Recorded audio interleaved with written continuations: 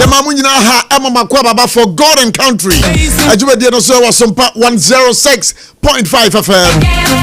Afternoon social political program right here. Also involving current affairs on For God and Country right here on SOMPA 106.5 FM. Remember, the show is live on SOMPA 106.5 FM Accra on Facebook, and again SOMPA FM on YouTube. SOMPA 106.5 FM live on YouTube. Make sure you take a listen to the show today. Lots of interviews here, lots of discussions here. So you need to be here to take a listen to what exactly we'll be talking about.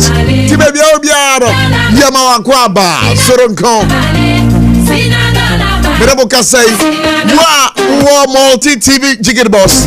Bomadin pan na ko multi TV no so. Na ko hoso so a obenya show ya hwe etio. Because we are not on TV, but here was the radio section of the multi TV.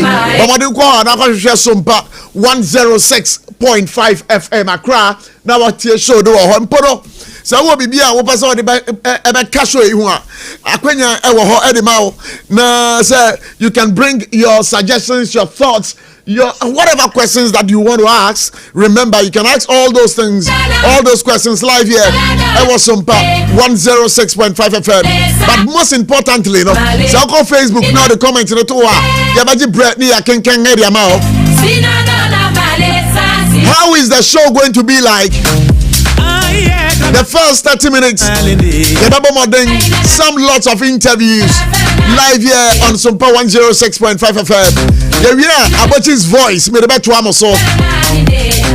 And then just after that, Charlie 4:15, the discussion segment will be on right here.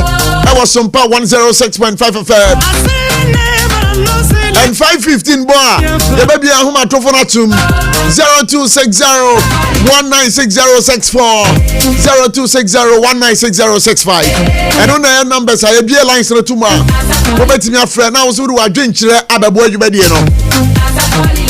Kai say show we ye wanyumaku a wo ma so ya sere. San nyumaku ro de dikan eye Hajia special local foods. Yabaka mu ho asab e de akere Hajia special local foods. Eduane papa fie. Eduane be no mo no a. Ehifa na obehu omo.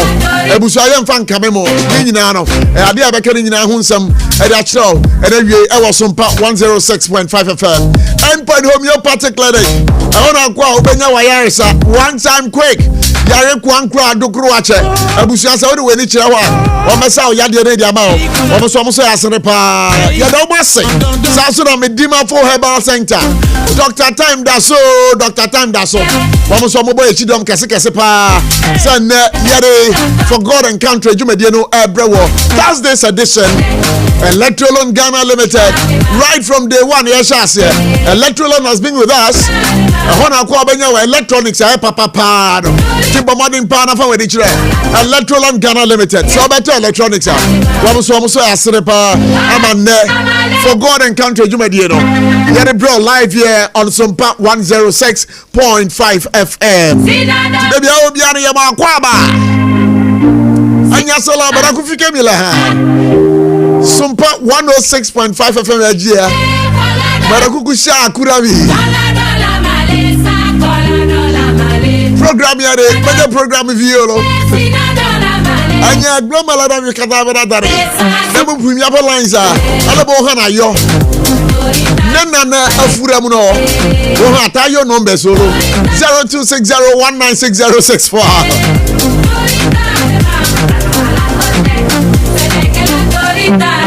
and then on Abochie's voice abusuafo baby edi be fara ne say tanka bi akwakonya akwanhia na satanka no ayadia adisha ewa nyinem ekotanka no ho ekwakotwe petro akwakoton yanyina ebeka ya in the year 2008 and 2008 our tachiman tanoso tanka bi konya akwanhia saa na adisha One year by 22. Tanker exploding omunyina ewie. Abochie's voice do ha. Yabeka ho asem na wie. Live here on SOMPA 106.5 FM. Nationwide blackout on July 13th. Energy Ministry clarifies.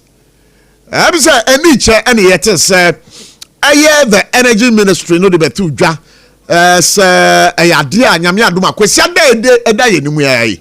Enam nsiesie bia ekoso ewo enkran hanom no ayade a yankania no omo be edum no. But the Energy Ministry no through its PRO waba bonten e de aba betu ye nim say uhwe eye de omo minister ne di kan de betu dwa na enya de a eye no kre bia enimu saa ti sankomo isuso no ye bedi live here on SOMPA 106.5 FM.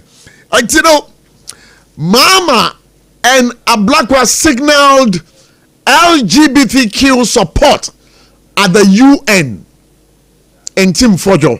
Well, Reverend Tim Fojo, ranking member of Parliament's Defense and Interior Committee, an MP for Asin South, has criticized President John Mahama's and Foreign Ministers Samuel Okujato Ablakwa for what he describes as a failure to defend Ghana's long-standing position on the LGBTQ plus matters at the United Nations. One say, some komo we no eyade komo esi we memu hapa, especially when NDC was in opposition.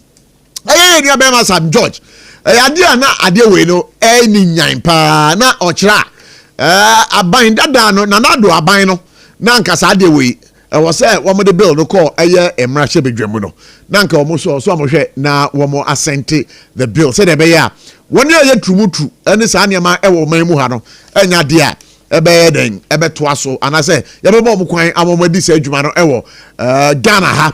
But lately no e wo United Nations sa some way e ko peja wo ho na asam ne peja ye no ayade a yes Ghana ade say e ko gina mu man no wo mo abstain ye wo mo to aba say wo mo support say LGBTQ no ebe koso ho mu man mu no Ghana de adu ho no de omo abstain ye wo man kwa koto aba ne bi enti say bi say ye man ben John Dramani Mahama a o ye Kristo ni bapa aye Ablakwa a o ye foreign minister ye bi say say wabra no mu opposition nsem a na o kika no LGBTQ no say sabri ehun nsem akwakosi sen sankomo ye bedi enewie e wo SOMPA 106.5 FM.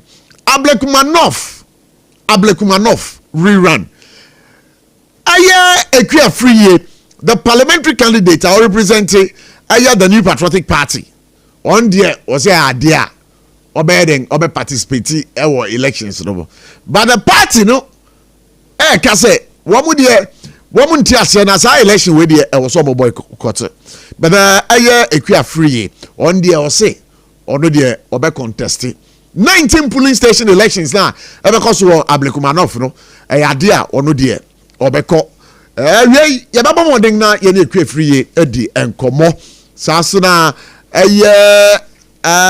okay, so voting on the LGBTQ rights, you know, and also yakan ho asem sasuna Honorable Davis Ansa Opiki one also edi aba to just say Ablekumanov no nsamo MPP amanyoko no ka say enya de a won so omko na omko gina na yeto aba na e wo ho no mo no won de also ne omunya adwen ankabe ya MPP amanyoko no ema ekwe free ye kwan no no de onko eden onko pre because 19 polling stations abato no nyame adoma ochina e na eba so na me bisa se ekwe free ye se wantie ni eye na amanyoko no ye friend say position na okọ no okogina. What would it mean to the leadership of the New Patriotic Party? I'm asking, what would it mean to the leadership of the party? Yes, so that's what it is. So today our panel members for the discussion are Mariwa Ade, former third vice chairman NPP Obabekan Sawaha, Nana Desmond Anto, one of your political activist, ono so ebeba ha na ono yenge be di nkomo na wie sa so na lawyer Odum so ebeba ha na ne be nkomo be koso pa na be fa ho pa no eye Ablekumanov rerun ochina no nyame adoma ebe koso na ba mi ko da yen hwese enu ada no many the Greater Accra Regional Chairman of the New Patriotic Party Edi Nkomo na yedi Nkomo no oka ensemble his position on whether say Ekua free wo be contest here na say party ni man kwan enti no san Nkomo na me ni die no abusia me pese san Nkomo no yeko for san Nkomo no na yesetie san Nkomo no enawie on SOMPA 106.5 FM. Ti baby obia no enyi we fidie no mfiri ha nde ha be de na me pa cho yen ko den ko tie nkomo wi. Ablekumanov Ekua free. But maybe so is she comfortable with the decision of the party? Well, that's a good question. If I should ask Wait there, for your best trouble. As we have some technical challenge here. There are technicians no more ha, esramoada. Mombra me ha dear mami. Why? Technicians no more ha. Mombra na momba ha dear mine. Because I would want to play some voices over here, but unfortunately, we are not getting the connections to do a play of voices now and there. Yepese bono and we on SOMPA 106.5 FM. Patrick, you man kwaba. Prof. 90 saying. Nyame adom boko. Na uso den eko. Nyame adom yasan aba. Yasan aba. Yeah.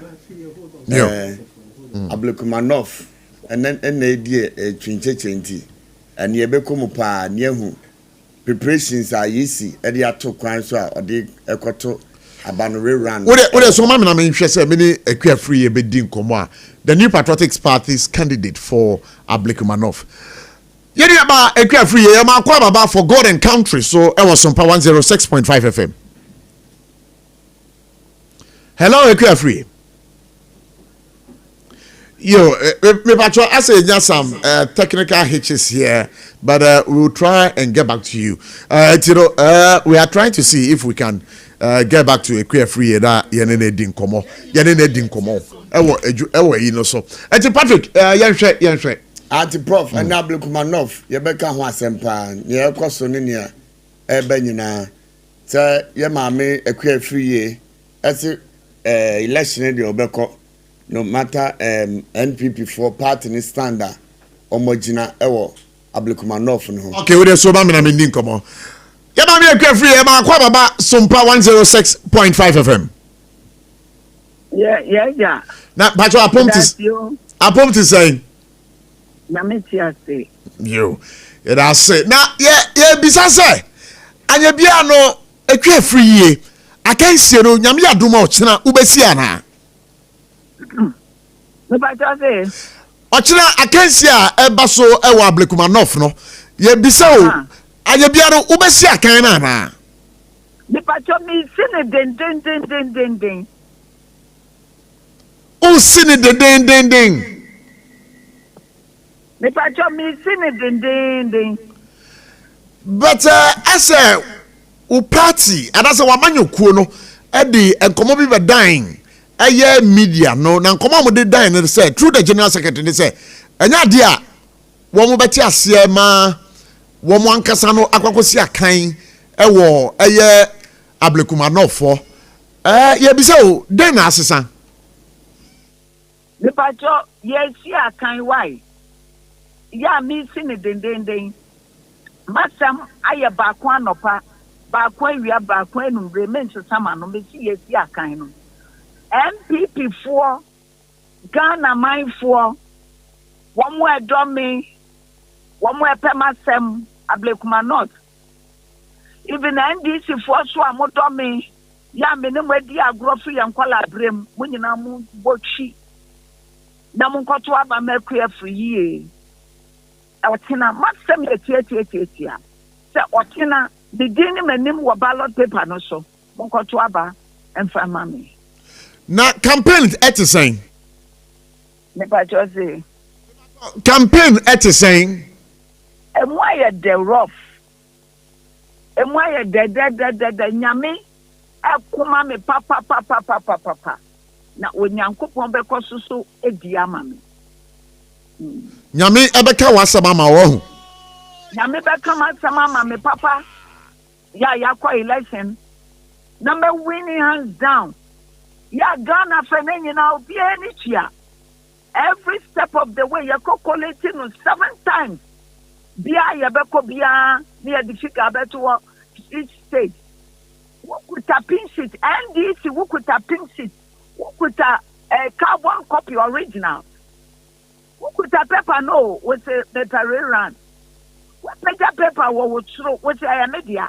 the paper me agent di ba ma mini na so me sa paper rerun wo se boni anya eso akatua ne owo wonyankopon be kama sama ma me na me ya aduma otena obedi ma sama ma me na media menkra me to Ghana fa na nyina ne ablekuma no fofo mo amoto aba ne bi no me pa chow me sada me nsayam me su ani wo me mobo na mo mbra mo be semanyum nyam kase na onyankopon na nyum nyam endadi otena Ema bi yebeda wase say wama hokama ye no wu edin komo but I just don't know how are you feeling now? Say no your mood no how is it like now?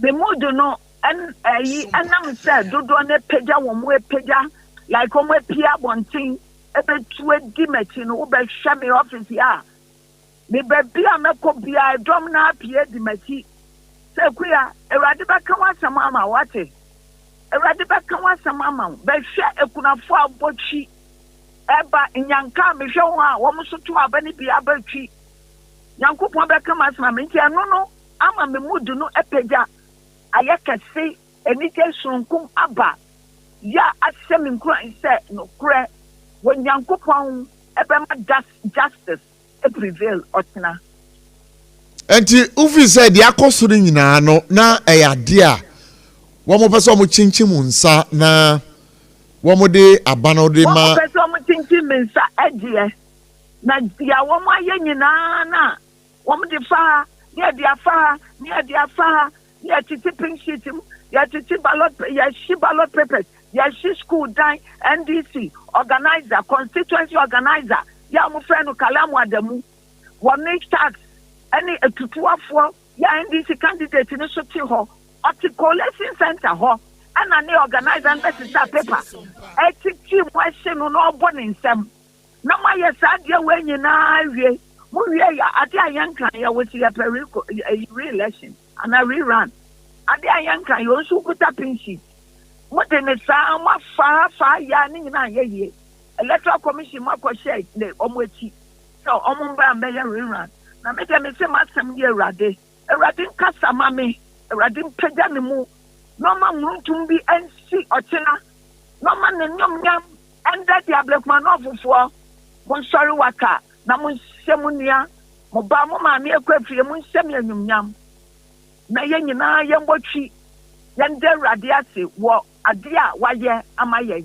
otena Ewrade bakasa bakasa po awie na that can be bisa say the akoso nyina no me hwe okasa mu a na che say wabamu kra nya mu e o what be that ya me win election na mo ka cha professor say o mo kan che ekwafi say anya hwe onje mu he mabamu mbunda mabamu mbutina ya kwa election no na Ewrade bakasa me kasa fi makuma mu ne anibre so Yankopon obakasa nka Ewrade nyi ho because you share a universe and we are to find na peta wo mu if it's a boni and yet justice wo wiase pa justice e wo wiase pa okuna fona no de na sam ekodan judge no justice wo wiase a Ewrade bekasa because you share a yablekuma no for 19 polling stations no yedi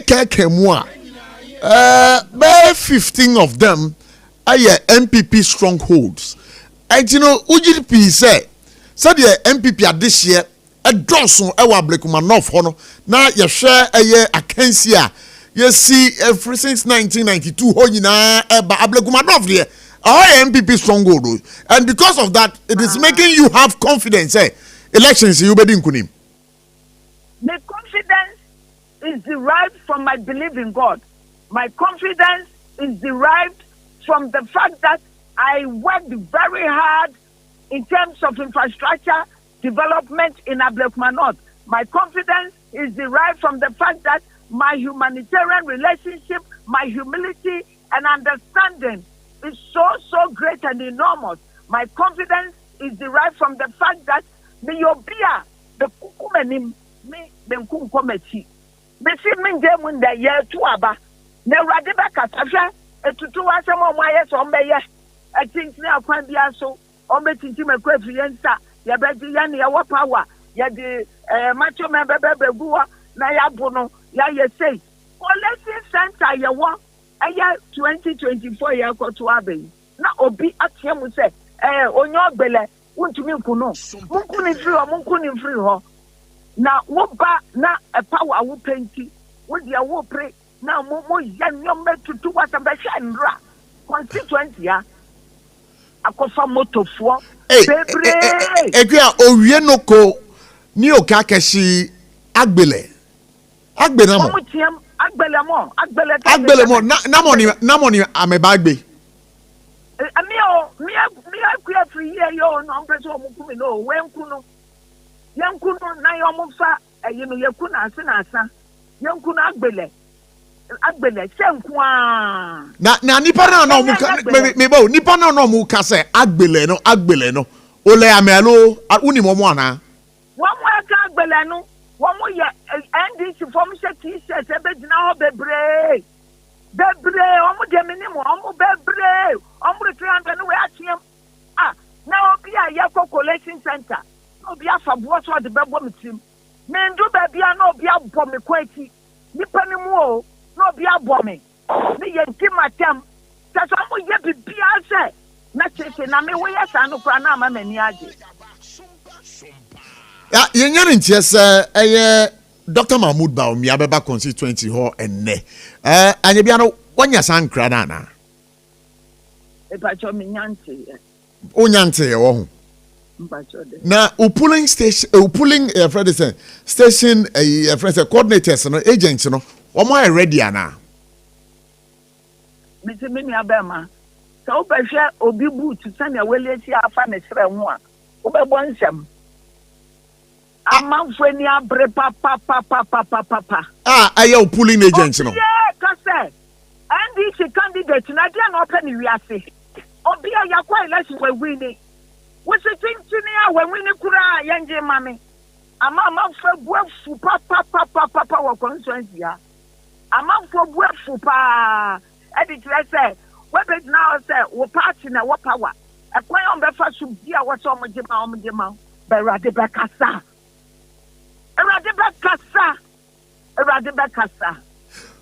my queer free ye den command be si balansa na be jawa ma krokra no say ye hwe yes said de wanya eye ahoden na ugina ewrade edimu ka say ewrade be kasa no anya bia no MPP amanyokuo as a party no womo ema support ana e pa cho MPP amanyokuo bia yedo ya hu amanyokuo bia yetini passe dia me komu no womo nyina tiase ehumabro ni adia ewomu no me ntumi nka na bonte but the America che on say yen yehu nipa mobo why MPP addition muhu nipa mobo so it means that en common ababeto dwa say ekua free wa defy party executive orders and wakwa stand as an independent candidate no it is not true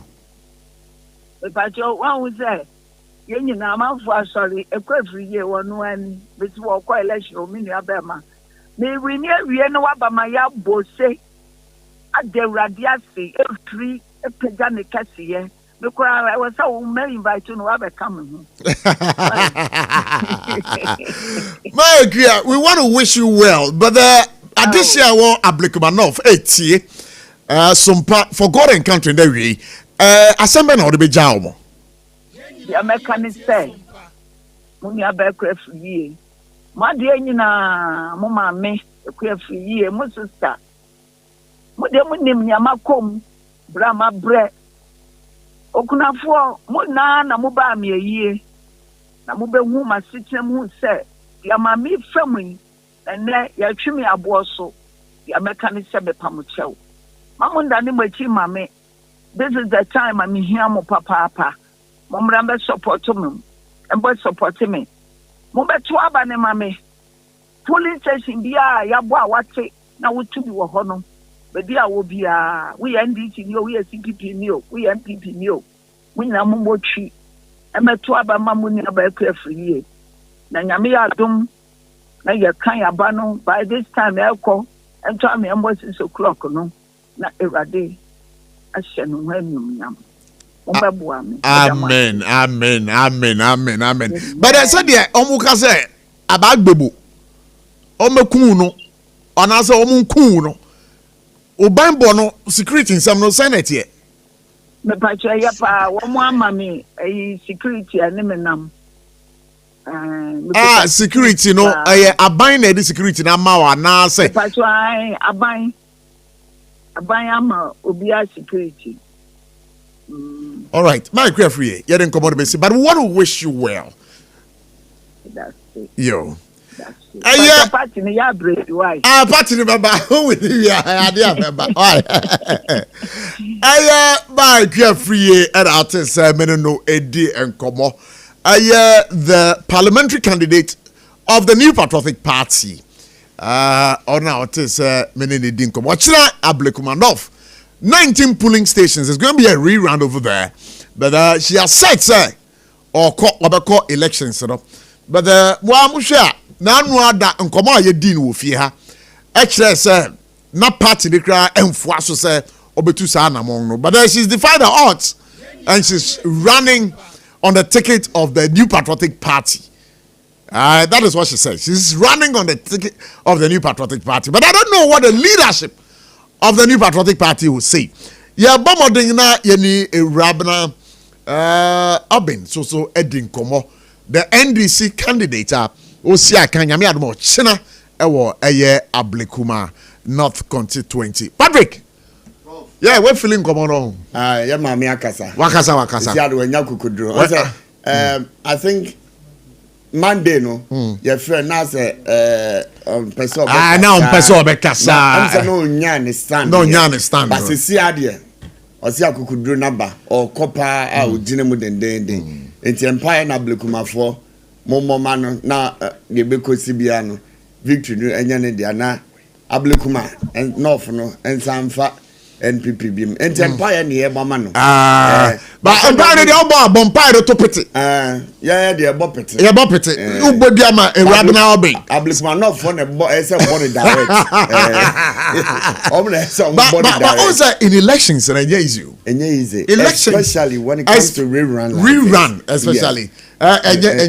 Easy. But then you can also buy man a bambo. And you know, yes, let's say bambo in Bayadin. Now, when you ni adie bia ekwosu bia. Okay. But by info Ablekuma ho, yentu American call reporter ewo ho. Upon checheku reporter nti ye call na ye na kwedi nkomo. Upon checheku that is sign. Upon me ba chote me nkan.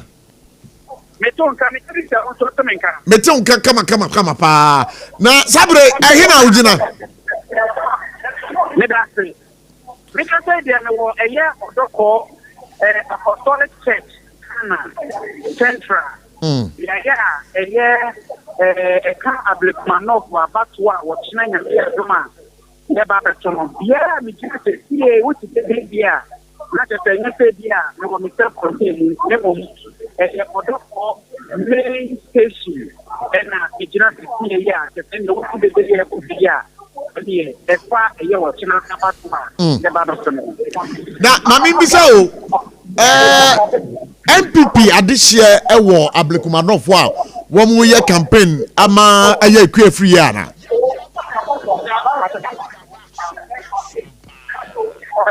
No question me. The idea is to see the ɛna ɛyɛ connection ne na mua obuachi a me dia ba de tie mu ɛwɔ ɛyɛ ɔdɔkɔ ne national meeting here mi hu ɛyɛ NPP asanso bi anase ekuo a wɔn yɛ campaign ne mom yɛyɛ ne hu ɛna meka ɛtutu bi asɛsɛ NDC ɛna mi bi sɛ ɛyɛ ɔmɔkyi saafo ɛna abɛnso no PC no ɛne afoforɔ bi from the top maguma ɔmo main station ɛne nneɛyɛ bi a ɔmo yɛ campaign. Ɛnti no nkɔmɔdi a wɔn yɛ di no na apɛ sɛ ɔkyerɛ sɛ NPP ekyitafoɔ ɛni constituency hɔ a wɔn ɛyɛ campaign ama ɛyɛ ekwe Saa pɛpɛɛpɛ na nyinaa nso gyina ɛyɛ nsɛntɔfoɔ nhyiamu a nansɛnkɛm nie ɛyɛ amanyɔkuo NPP mpanyinfoɔ ɛfɛ yɛ ɔmo kyerɛ sɛ ɔmo deɛ ɛnyɛ ade ɔmo ne electoral commission ɛbɛkɔ bɛnkurom no sɛ ɔkyina apɔtɔ adeɛ to ɛwɔ yɛ anɔfoɔ ne nsɛm no ɛnyɛ ade ɔmo bi ɔmo bɛti mu yɛ mo ɔmo gyina ɛyɛ nea a ɛyɛ kɔɔt ahyɛ sɛ anka nea yɛ mmiɛnsa a ɛwɔ sɛ electoral commission hyɛ ɛkekɔ ɔmo ma no bɔ mu na ɔmo di kyerɛ no ɛno ana ɔmo de gyina so nanso ne nyinaa ɛmpoa no ɛyɛ ɔmo ankasa ɛyɛ ɔnabo ɛfie ɛfi yie wɔn ɛna ɔmo gye di kyɛ wɔn ato aba ɛde ama no sɛ wɔn mmerahyɛ bɛgani ɛwɔ ɛyɛ apilituma no. Ɛwie a yɛne ekwe free yɛ ɛdi nkɔmɔ na ɛwɔ ne nkɔmɔdie mu no ɔkyerɛ a wɔso ɔmo yɛ campaign gidigidi ɛwɔ Ablekuma nɔfo but said deɛ woso wode ɛhɔ report ɛde ɛbɔ yɛn no na ɛkyerɛ sɛ ɛnya ade a MPP ɛkyitafoɔ no kora ɛwɔ hɔ a ɔmo yɛ campaign de aboa no. Nokwasɛm ni sɛnea meka yɛ a mesi so bia no aha me wɔ yi ɛne deɛ yɛdi a makɔfa ne deɛ ɛyɛ NDC ɛna mehu sɛ ɔmo hyehyɛ ɛyɛ maa ne awurabena ntaadeɛ ɛna afei nso no ebinom nso ekuta NDC akyɛnsodeɛ ɛna ebinom nso eyusu ɛyɛ mic ɛna sɛ wɔn so wɔn ɛnam a nkasa yi wɔn so wɔn yɛ wɔn campaign na amamiya a menya no ɛkyerɛ sɛ yɛsɛ wɔn aboa wɔn ho ɛwɔ ɛyɛ wɔn ɔfis. What ma? Any minister and a joke is there, almost one here. Debbie, as okay, as Mrs. Yami said, Manchester and Tiasi. What's it about one of my bomb? Yamakan says, a man, yes, sir. A queer 3 year, any extra one a bomb, or a year, a 3 years in a work constituency now we say never some say oh no more something here me not here and I am 3 years so and I make it to the free almost one no and to send the NDC constituency and you would say what was you saying that because a party at here as the what you say and no book and the party no NDC one more block ɛwɔ yɛ ɔdɔkɔ ha no sɛ yi no kɔsɛ nie NDC yɛ no mu bi menim sɛ wo constituency hɔ waso da fam na yɛnya ne ntia sɛ Dr. Mahmoud Baumia ɛba be PM ɛwɔ Ablekuma North anya bia no san kɔmɔ no wate bia na ida se akɔmɔ ne so ka nkɔmɔ ɛtwa masumo na minni so for share more with the country, you know. And no, agina sefa. Say, I pay ye, all the movie black watch na echo to me. That's ya. And then a demo quine, a man of no, and send before to say, yeah, Mampeni, I bet the student that Dr. Muhammad Baumia, where you're in Cheto Bevan, what we say. And you know, so any training, and I eventually answer.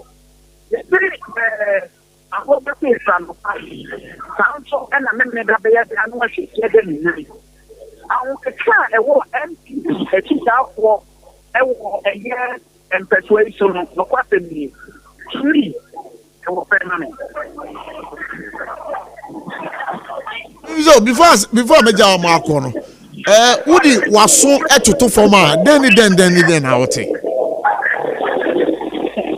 na me tell say eti ka say e clear free no mo ni mo e din so stress na man na clear free wa plan for I no e mo ti na wa say ye shen na ye ewu ebi sanso na ebi so ekata edi atuga ekemse no kwase ni impunto ya dia o ya pa ewo eye constituency na no mte into mo su se impunto ba dia na wo be nya so mo nya kandia o ye ahofo na constituency ya mte na ko di o kaka san be my one year no awo mujina awo constituency ya mte ana mujina ye ewo sisi ni ye doru ni o mu mi enu ni nyina no eye nkofo a ye ni mu mo ewo constituency ha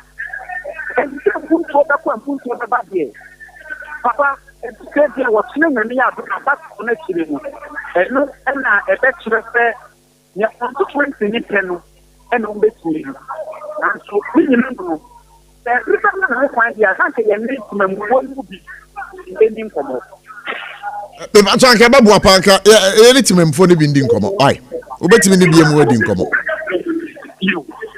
ni sa kan ye ga ba ku bi ko in China ha do sia ye ni ni nkomo o ndi ye mo fa ba wuti na ya wo fo su no do ko ti sa ko abatu wo o kan hu bi mama tuzi o be ti no wana o be to amana o maganda abanga ni ro mpati mo to abamano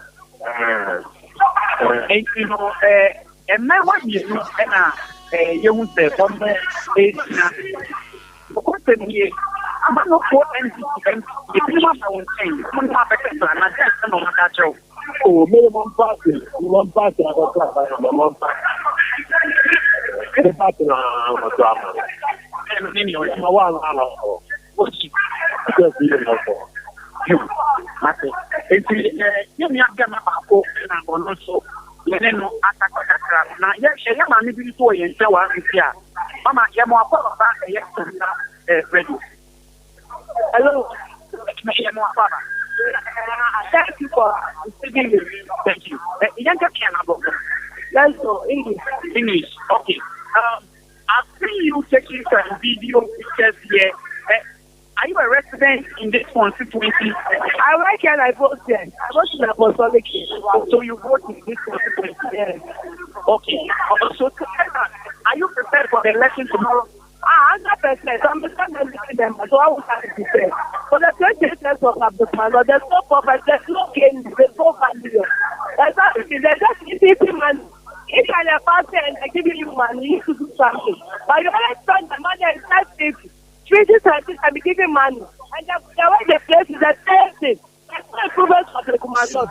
No hospital, no fear anything for them. And you say, yeah, you want to empower again. If you wait to take your money and go to some, to not help us the constitution. Only give it to the money, they say that they're happy. Only time I buy this will give you money. Every time you see this person, I was going to do something for you. From the IDP, you have to put it inside their pocket. And they don't give anything, they don't have the community. This is a fuck, here's a fuck. Mommy, I'm done.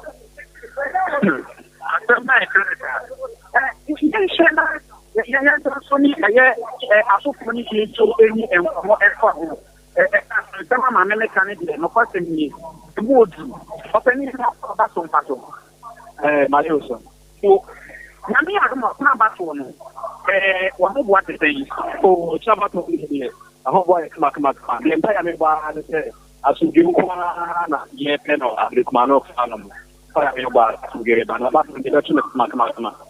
Okay, election na mi nwa omugina 2024 na entertainment club ni so almost 8 na. Omu mi enu wa na o share na ho ka e wo soro. the last time I was a quick to be standing who know to me the who our kind was okay a rabbi a picture was written a rabbi hoping standing who know now what you want your confidence and so on share more what would you not some doing who ever see what is what's the and we are back to the folks maybe because I feel and say or what and the one to like and about to now and now you will son and to us on to now that to will say but to lose it to so every so never I had no really offending near also consequences of the same day. Preto,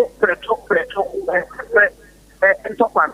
Now, before I say, one of Craggy, yes, will be the 2 months and check me for 2 months. You know, Mammy came up about 106.5. Yeah, more. Oh, the amplitude, yes, now me have much number to know what they. Oh, I'm not going to be a year review. They're ready to get a baby. You're not okay to be. Because the sister said the VR police stations, the VR uncle, you know, you're devoting them. And you're the papa to us from doing so. And man, you don't know. When I was to stand a hospital for the more. Oh, okay. And this is the back power of that. Into the work cardi and said for now. It's the better on the better show to more demo. Yes, but you see, in 1 long then this is also a campaign. No. I'm a budget. I know that campaign. Go see about when Chino Becata. Now, what to say? Oh, me none in the younger custom. Me now, we are at your bit. So mobile, and your bit and a show. And he is young putting the new one. I don't know. Yeah, Mickey saw me personal. On a able to for now. Yeah, now can person be some question with mommy. Sir, about no mo beto no ablekuma nof no. Dem pa no mo be gina so a mo de beto aba.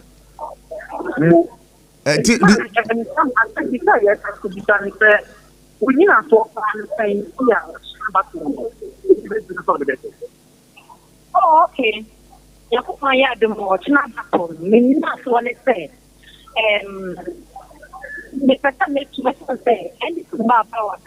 And the person show not to modern more because you and before modern more. For the past almost 20 years, it is a shy the end because the Yama of the man. Oh, okay. Mamen, the after announcement, and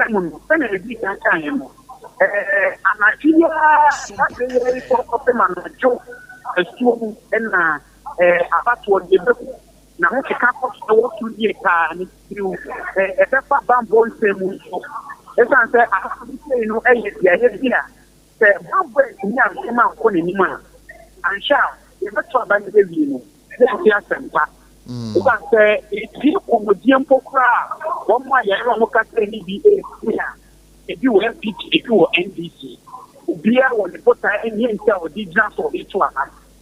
Council, I can say in full war with young in the hands of MPC over crowd the constituency for over 20 years now. Who will say a woman in such a bar almost. The people try to say, "Why did you say?" I'm your son. Oh, Kwame, and you decide to say, "Yeah, what channel of the Coco Butino? Or what's the name? Physically, what channel? And only the chat. Yeah, almost don't be chat." We are just a nurse. Why? So only in a dinkum about for when you're dear tree. The other from Biano, Wadama, ma ain't ewo if it is why. You. I was for a checheku, a reporter. Ewa Blake Manoff and I'll tell Seminole Edin Como. na watwa mfonyi ni ade akyere nwie Patrick Prof wetin nkomoni nyina common here there sa common here there pa me pacho moma eyi ne nkofo ma me wan yo na yenko na per the report and also NPP for no omuni grounds they say they are not on grounds who say general secretary asem no be kan ye no say omo they are not interested in this election omo boycott it but they clear free say no be kan ya me need Greater Accra regional chairman of the New Patriotic Party interview maybe say ade na decision na party na take no e clear free onya happy with it happy and true to our words and ne wabakasa wa ha so ojina define the orders of the New Patriotic Party not to contest because the interview here no can say oh you happy so on you happy that is the stand of the party. I don't know me pay technicians no nanka my board that voice no that interview no they she has to obey what the party is saying but can say yeah ma men so abeka say or no whether the party is doing what no or no so ejinem o kobi enti no say see ano abaya afa enti ye hwe ne o tira no nyame ya dom a ebekosi say ye ma no still na minim say NPP for no candidate NPP supporters no minim say omo ye campaign no secretly omo ko efiefie mu na say the WhatsApp na ye campaign na all the because according to report and also NDC for no town omo krom but Kamea say NPP for no omo ahofama na enema ezo me ma support no ba no ye huni sa enti ye hwe na me adoma ye si agro ne form o kira na bibia ebe start enti ye hwe say o kira no ombebo twi akoto a ana say still na omo attendance no ebe kofoma. Now you have the records yes so what has the records is still not stating the polling station numbers no yes okay but what records do you have record I want to hear the number of people are easy anticipated and almost say omeba beto abano ochina numbers near saying yes so they are looking at about 11,000 to 13,000 registered voters say ochina obepi yes ababeto abano what the 19 polling stations for the 19 polling stations 11,000 to 13,000 11,000 to 13,000 yes but so who share the last elections that who compare figures now do you think say what did you do the previous elections were parliamentary especially the 2020 elections and the 2024 who should voter turnout now it is saying okay I think that I want you to look at that for me Mami kwara mi ma lawyer odumakwaba la let say nyame adum ye bibi abokode nyame adum mo de enimse mo de mo ye independent mo de mo support and I support party bi o say nyina ye me sure say nyina ye wa ye wo bi ya support ati one I support no you have say there but to also microphone no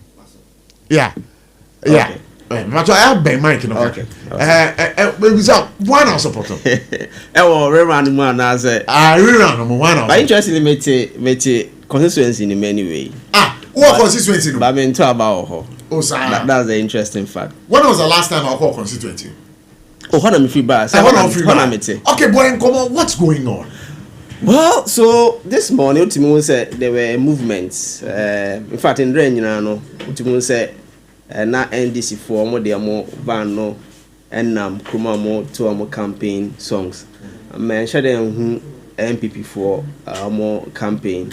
Of course, I think the decision to run and not to rerun affected more campaign because I didn't see that.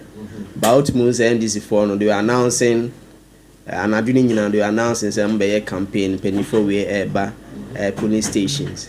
But men who are for MPP.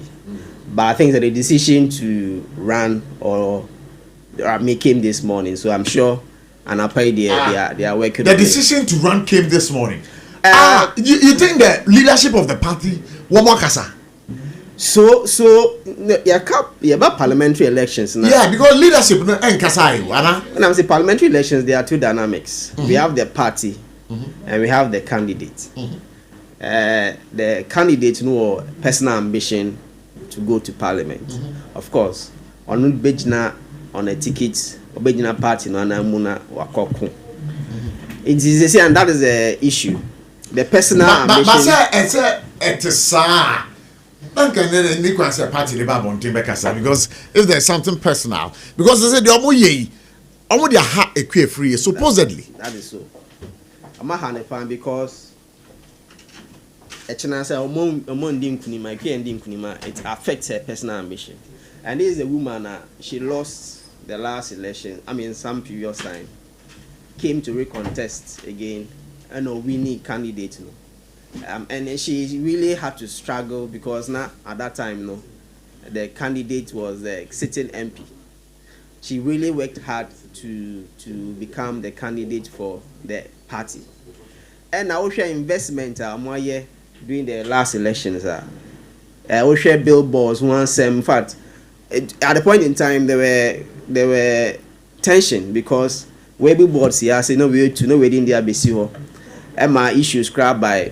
In fact, you to abani way it was inconclusive, O share billboards, thank you billboards. Some year or constituency in ma we are thank you billboards. It was NPP and thank you billboards. NDCC and thank you billboards. Yes. And all those billboards and that's what constituency. And that's what constituency.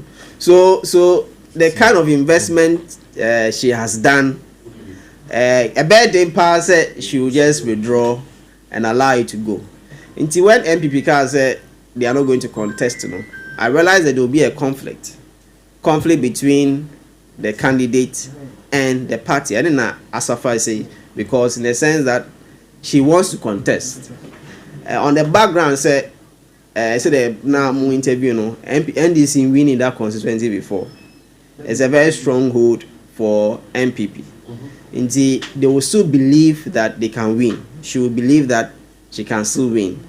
And then, I'm sure if you look at those polling stations now, because it's a very strong hold for MPP, I'm sure in the past they may have won in those polling stations, except for the last elections. And I'm sure they have the figures. Because Osho figures now, according to MPP, on my calculation, excluding the 3 polling stations now was still contested and they had won, so I can assume that they had won in those polling stations or majority of those polling stations. Indeed, that would give her some confidence, but with all that has gone down, Chinano, I must say agroniform, and I must say agroniform. So if you are napa, indeed they see an apano can also affect the ABC and Numere. That will be the problem for her. It will be a very big challenge for her, but I must say it is possible. So we will see how Echinabeko. If she's able, because clearly you see, say, or lucky the support of the party. Exactly. The New Patriotic Party chairman for Greater Accra region. We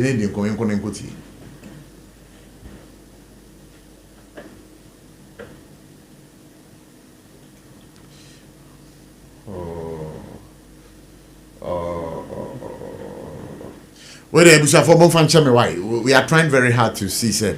We are getting a bit of technical challenge here, but we are trying very hard to fix it now. Say the commodity, feel of what it is to take a listen to SOMPA 106.5 FM. The American yeah, and I was listening to Global Info Analytics. All right, Musa Dankwa. No, yeah, analysis about predicting about tomorrow's elections, and according to him, he thinks that NDC is likely to win, and the reasons he gave was that one, I'm more threatening to boycott the elections. One, it would be at a very impact, affect apart from that, appears a political climate, favors the certain party. Elections, it appears the certain party has a big advantage. Of course, with the economic climate now, I think the dollar number from people are generally happy. He thinks that it will favor the certain party. Obi will say the morale and motivation of the MPP supporters is very, very, very low. Very, very, very low. I said the decision to boycott, I don't know how affect this animal, you know. And I believe, sir, the party has not been fair to Equia Free. Very, very unfair. Yeah, they've been very unfair to her. Very, very unfair. They've been very, very unfair to her. Maybe they should have said that we are going to contest in court and see, but to declare, sir, you will not go for. And you can't say that because every run, you say you be elections for. Elections are happening in 2024 near Betwaso. So whether they like it or not, should be on the ballot paper. In fact, the same arrangement will be on the ballot paper because there's a rerun of 19 polling stations. The number now one, so now number 1 should still be number 1. The NDC candidate, so number 8 should still be number 8. All those people who were on the ballot paper will still be on the ballot paper. Nothing is going to change. Nothing is going to change. The only thing is that we are going to do the elections within the 19 polling stations. Okay, my uncle is here and uncle team. And Ran Komamine, Ura Divine, the Greater Accra Regional Chairman of the New Patriotic Party. Ablekumanov, Equia Free. But maybe so, is she comfortable with the decision of the party? Well, that's a good question. If I should answer it, I'll say that Equia Free Honorable, in our view, the member of parliament elect did not run as an independent candidate. She ran on the ticket of the New Patriotic Party. Position our party they take here also no. And yet idea na or upon train. Though she was not a member of the National Executive Committee. And now say atem no funny no. She was invited into the National Executive Committee meeting also 3 days ago. At the Otmubi, ye friend Amana Banonsu, ye can say, Ononfa, the research team near Yinka Umbra. Adina, ye, processes are ye from Wansana, ye arriving at the decision also. She was right in that meeting. Ye, Drehu, a Konyaba, Sa, and Sana, we arrived at the position what is here say no the process no any it will not be part of it. So because she is the party's candidate, no, the party's constitution enjoins us there. Decision taken by the party, no, you are obliged to go by it. I think Ubisamia and the answer memano no.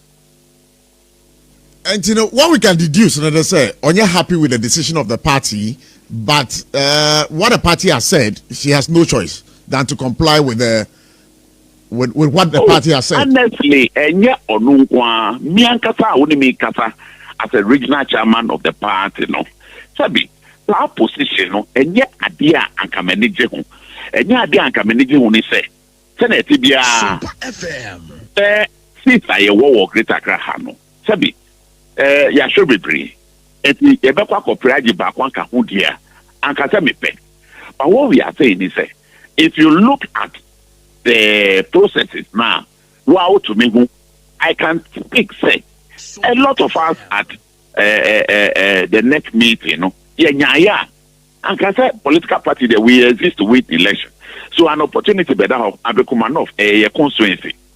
We have been winning that constituency, but we are seeing the process. Even if we go and we win the elections, so we are saying say we will be setting a wrong precedent. Abekumanov is our strong. We can go and win that election, but what we have done is that tomorrow somebody can make reference to this. That this thing happened in Abekumanov, and I'm playing so, and I'm call contest no. So how come when they are saying where they it may not be one constituency at that time. Well, sure, now acquire 5, 6, 7, 8 constituencies. Meanwhile, you have yielded yourself to this illegality already. Now, Abeye president, if you are referred to it, I will better than. All right, Ebusha, for your court now, Yeni Musa Dankwa, Global Info Analytics, now Yenene Edin Komo, and we on SOMPA 106.5 FM. Around Musa Dankwa, Yema Kwababa for God and country, so I was SOMPA 106.5 FM. Ratona, what point to say? I don't. Ye de nyame ase se nyame ekrекro mu nyame adoma ochina 19 polling stations akansie no bekoso ewo Ablekumanov to be a decider for who becomes the member of parliament for Ablekumanov.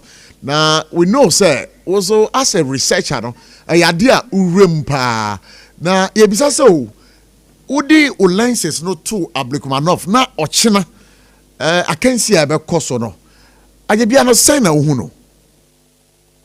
You made us in a corner, the mommy. The kind, I mean, MPP, I think, Oma confused over voters or Ablekumanov. Didn't make us sad. If the Asiano, almost say, Omon contested. Emma Omoko court. And I'm the no court no bow. Still, no say contested. And a pay peace say or they are contested. And no this message. A bit confused on voters whether they are voting or they are not voting. Already, my expectation is MPP numbers not back from in terms of turnout. Would the confusion come a better way?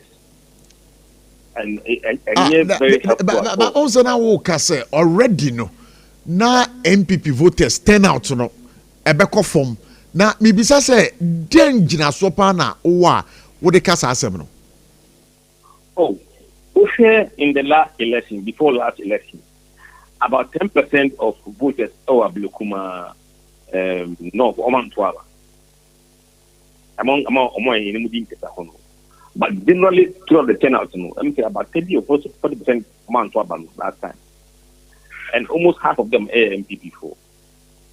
Now, you have to I'm a Yahoo president, Yahoo majority in parliament. They say, who's going to another candidate? Normally, no. Party woman lose last election. They don't have the appetite to go and vote. Wow. Only appetite. Second, if cross ABL, so many and Kui now about 3 they can say, oh, in the mind, young couldn't to but who shared the also in the last 6 months, it appears that people are generally happy. So the motivation to go and vote against the government is very difficult. That's the second point. Now, third point, MP Nankasa. I mean, at the moment, would you vote for an MP who can talk to the government and bring development? And an MP or opposition. So for them, no, okay, at this point, the person acquiring Maya and a young deal or qua and that will be the NDCPC. So we now account to against the MPP for tomorrow's election. Now, the last one I will kind of say, Abaya Etisano NDC Abine.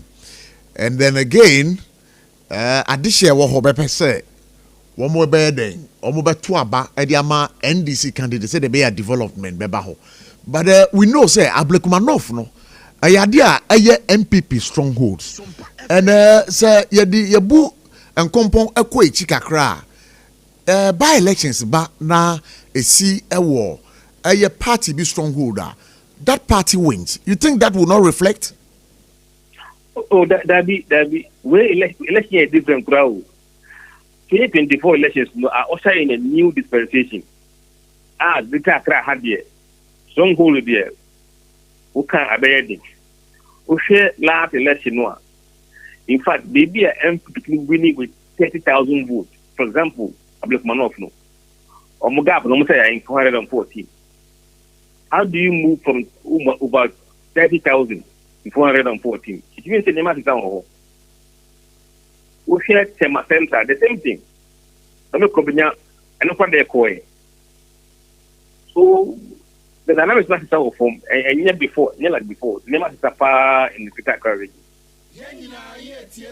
So tomorrow, per and Koma Yedi Wahano, expectation is say, Ochina, Sabibia, Ekosuye, Emma or my Ghana, dear, na Ablekumanov adishie ebenya omo parliamentary omo your friend is saying parliamentarian not to be an NDC the NDC candidate. Very, very, very likely. Very, very likely. Wow. And the Ram Musadankwa, yeah, better was say, Sir Wama Hokwama, a dim komo. But I don't know. We pools be July mu. Now, Michelle Sa pools na waka say NPP flag bearership race, you know. Idea Dr. Mahmoud Baumia likely obetimia wene. Would want to know, I don't know, the research that you did, you know, and you know, and our questions are who do I be say and the senti when you saw a outcome is Baumia would win the flag bearership race. Let me do a small correction. Who can report more? Yeah, I said he will win. Yes, see, he's leading among general voters. Among for anybody in almost say a common quadia, not Baumia. So Baumia is leading among all voters. Okay. And among NPP, you know, it's also leading by around 70%. So it's leading. But you can say the selection of flag bearer or MPP, a delegate, we any delegate opinion. It could be a difference. Okay. Delegate opinion. But what about the NDC? I saw that the man for the Donald Kasa, Julius Debra, will take over the mantle from John Dramani Mahama. Your pool didn't seem to suggest that. No. And in fact, among all voters, and even among NDC4, the race is like a 3-horse race. With the leading contenders far and Haruna Idrisu and Asidin Ketia for now among general voters. Then you have Atifortin also behind them, and then Julius Debra. Then you have Ablakwa there and Senator Ajmarone. The Amanaye interest in this said, okay, can't Nkwalanka vote in Bomwa.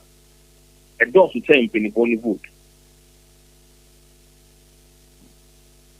What the Haruna dear Akobo at 214, a black one, and a senator, a dorsal, saying in 24 book. And that is the message I was a pronoun. Ghana for no as a open color, open for a food.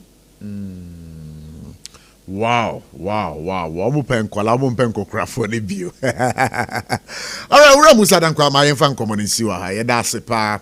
Ba yenim say as and when upus no ebe to dwebia would want to have one-on-one encounter with you like we did some other time ewo your studio. But God bless you for speaking to us. My pleasure. Yo. Abusa for Musadankwa Global Info Analytics. And I'll tell say meneno edi and common. What kind of pain say? I didn't know she be a corner. I idea. SOMPA NDC. A rabna open. Ebedin kunim. But yeni a queer free yesu edin komo. Ebia na sa time no na wuntie. But yentie dia also a kai. The pacho, yes, yeah, can why? Yeah, me sing a den. Masam, I a bakwan we are bakwan remains to someone who makes yes, yeah, kind of. MPP4, Ghana mine 4, one more dummy, one more pemasem. Ablekuma not even NDC for so amotomi ya menemu edi agrofo ya nkwala brem munyina mu bochi na mu nkoto aba mekua free otina masem etiatia se otina the dini menim wo ballot paper no so nkoto aba emfa mami na campaign etiseng why the rough nyame akuma me papa na onyankopon bekoso so edi amami nyame bekama sama me papa ya kwa election number winning hands down Ghana feneni now be any chia every step of the way you're calculating 7 times Mepacho, yes, yeah, kind why? Yeah, me sin den. Masam, I a back one of back when we are back when remain to someone, no, yes, yeah, kind. MPP 4, Ghana mine 4, one more dummy, one more pemasem. Ablekuma not even NDC for so amodomi ya menemu edi agrofo ya nkwala abrem munyina mu bochi na mu nkoto aba maku afriye otina masem etiatia se otina the dini menim wo ballot paper no so mu nkoto aba emfama me na campaign etiseng emwa the rough nyame akoma me papa na onyankopon bekososo edi ama me nyame bekama sama me papa ya kwa election number winning hands down ya Ghana fenenyi na obi eni chia every step of the way ya calculating 7 times yo ebusha for a free year no and out to say you know edin come on the on SOMPA 106.5 FM for God and country baby I will be this is where the conversation is you be a links no to my kadamba star ube phrase so and the chair the Abochie's voice ebe bremo but the lawyer what follow conversation? You know why? Me go so yeah. Oh, na dia wo shake keke na want me share. Oh, there be when I say we dey group bia na was all join you. There is the page, you know. Hey, lawyer, odum. Okay, my call Patrick go me ba nchen. Patrick, Prof. Yeah, what you common nyina? In common dey go so the info analytics for no so the omodi abetum. Na assembly or kind na ase me ye no aside kakra or kan back we say the motivation to vote against the government yeah adia ansha voters na wo Ablekuma North no ebegyina so e dey ato abama endis no kan kire mu say the motivation to vote against the government no enshe da anye ade bi a ebegyina so because ombeka say Sisiano NDC abano ene woso enti omo pe obi a se omo to abane mana ana se government nye oye no ye 6 months ya NDC abanya be ya omo yehu impuntu dala ne nyema ekoso no enti no the motivation so omo to atia sa NDC government no enye ade bi ebe yehu sa ena afi so kan se omo begina bibi te se onipa ombetie no ko parliament ombetie no mo majority ombetie na ye nyina ye nim se a NDC na ye majority e o parliament enti se omo to aba na ombeto amane enti o predict se NDC ni no betimi awe ni se obi a se a no na no bedru dwom because ye hwe NDC MPP for na 88 ye no cry se a 87 enti no se eba ni se omo to aba na onipa so kojina parliament se omo kan bibi na se majority ne supporter na no bedudwem enti ehwe sa mienu ya yewura Musa Dankwa de tu Ghana na kamia se ne prediction na o ka se NDC ni ye possible se obetimi awi ni no ebetimi agina so. Okay, so that is on expectation. Yeah, that's his expectation. But like Odum. Yes. I think say na me kan sa grobe so if you anapa. Okay. Say yeah call. But so a microphone just yeah kodi agro bia anapa no ye hyase. Nti de ekoso anapa no na bebe so enyum na me kan say omo ama confuse omo confuse omo candidate. Yeah, they've not been fair to the woman at all. And the point I was making is that whether they like it or not should be on the ballot paper. When you new elections, when you say you a continuation of the 2024 elections, the same arrangement on the paper, ballot paper, will be the same. Nothing is going to change. In fact, EC could not have even taken a name out from the ballot paper. The EC could not have taken the party's name from the ballot paper. It's the same arrangement. In case you are not going to stand for election, you are not going to go for a runner.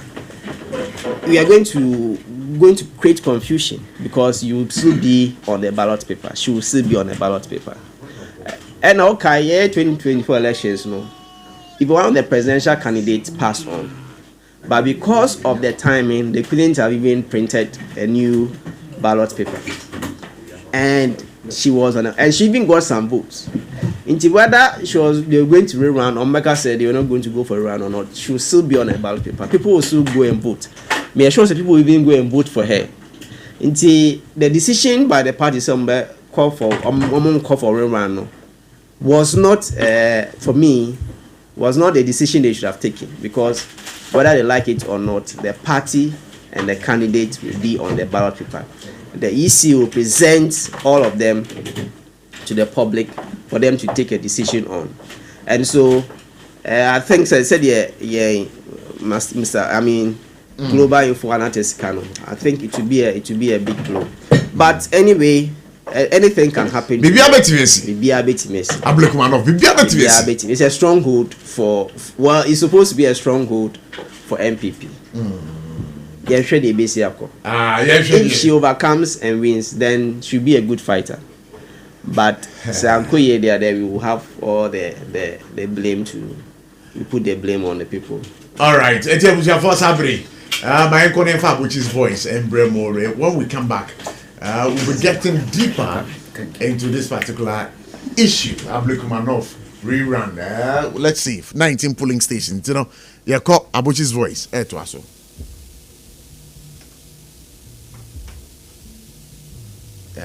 see. Okay, I believe we haven't. Today, I don't know why. There's challenge of technicality, yeah, Dawson, but I know, sir, we'll fix it. It's, Abochie's voice is next, right here on SOMPA 106.5 FM.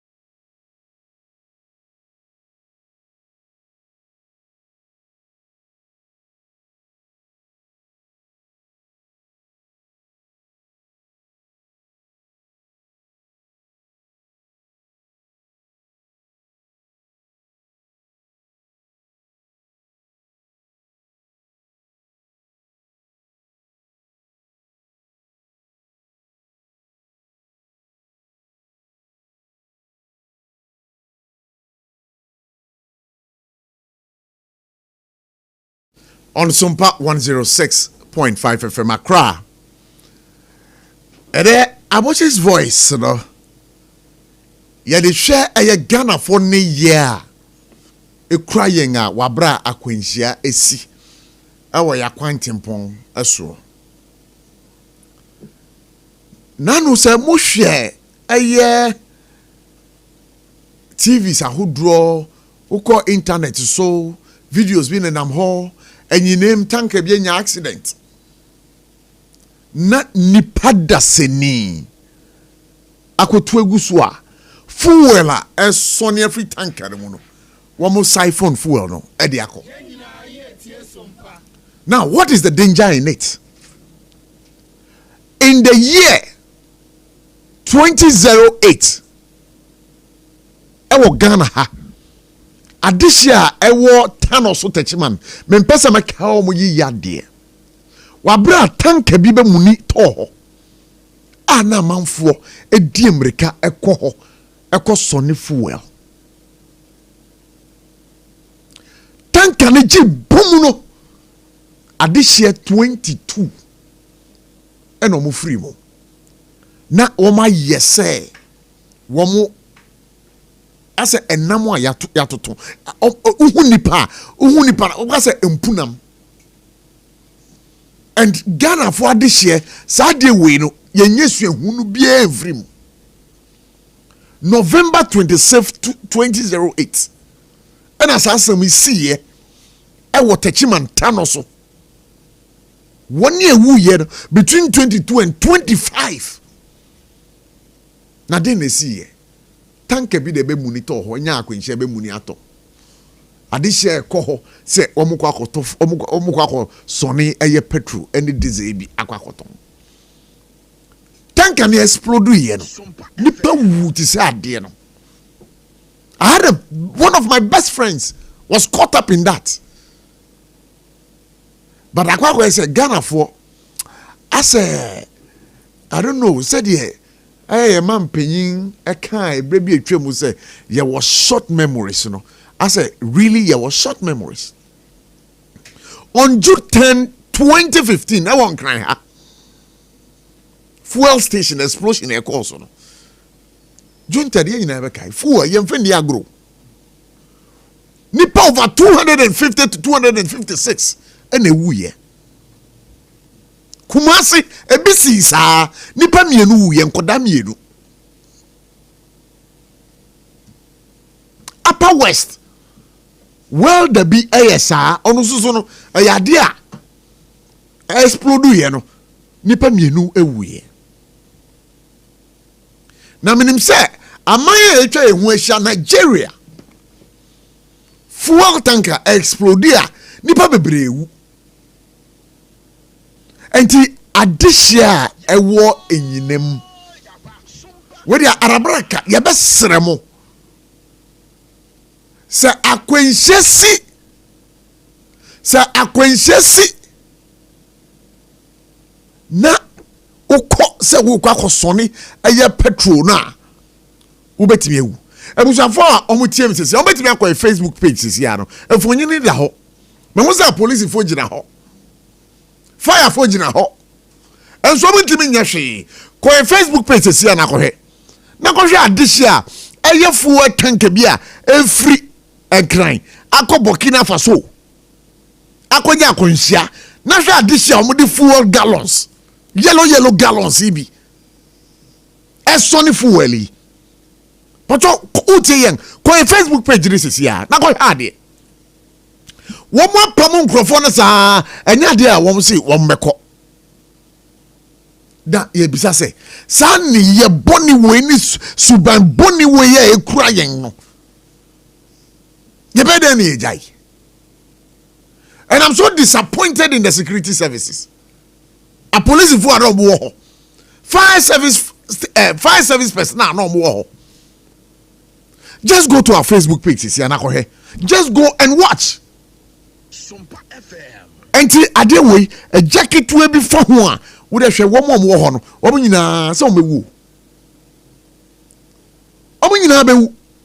Just go to the Facebook page. Police for Jina. Anyone so musisi. And some reports cry and they say a police for the ground up a gallon almost on the fool maybe. I don't know Ghana for yet, sir. Ghana for why are we like that? Would have share Facebook page in this here? Just go and watch. Mami for and Rantia and Kokra for and your Mabuka Hunina. Just go over there and watch.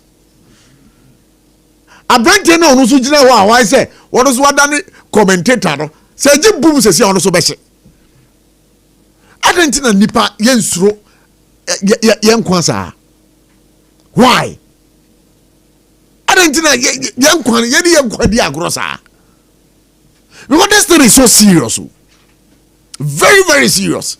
In 2008 Techimanta no so ebisi ye nipa she omo she nipa she to say oma is mpunam no. So what is happening? police ni gyina hɔ okuretuo or helpless I don't know hwɛ police for gyina hɔ ɔmo so ma nhwɛ hɛn na fuel na manfo so nea enti ɛkɔmbɛ nko yɛbisa sɛ ɛkɔmbɛ mpa ɛde di Ghana de hyɛ waa hwɛ ɛma mamifoɔ ɛmranteɛ ebi di pan enti wei egye bumu a egye bi fa okakra den na besi egye bi fa okakra den na besi and I'm disappointed in our security service. They could have prevented this particular issue. I'm very, very disappointed in our security service. They could have dealt with this issue knowing say are dangerous. So why? Yeah, besides, so why? Our security services must be up and doing. They must be up and doing, because this is very sad. Very, very, very, very sad. This is very, very sad. This is very, very, very sad. Wow, look at what is going on.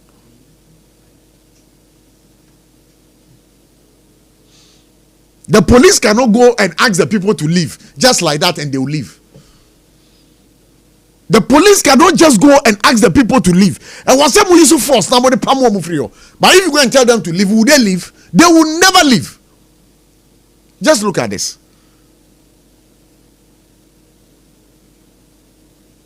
The police is supposed to protect life and property. And this property, it will be property. And and the life there is also at stake. Ghana Police Service, why? Ghana Police Service, again, why?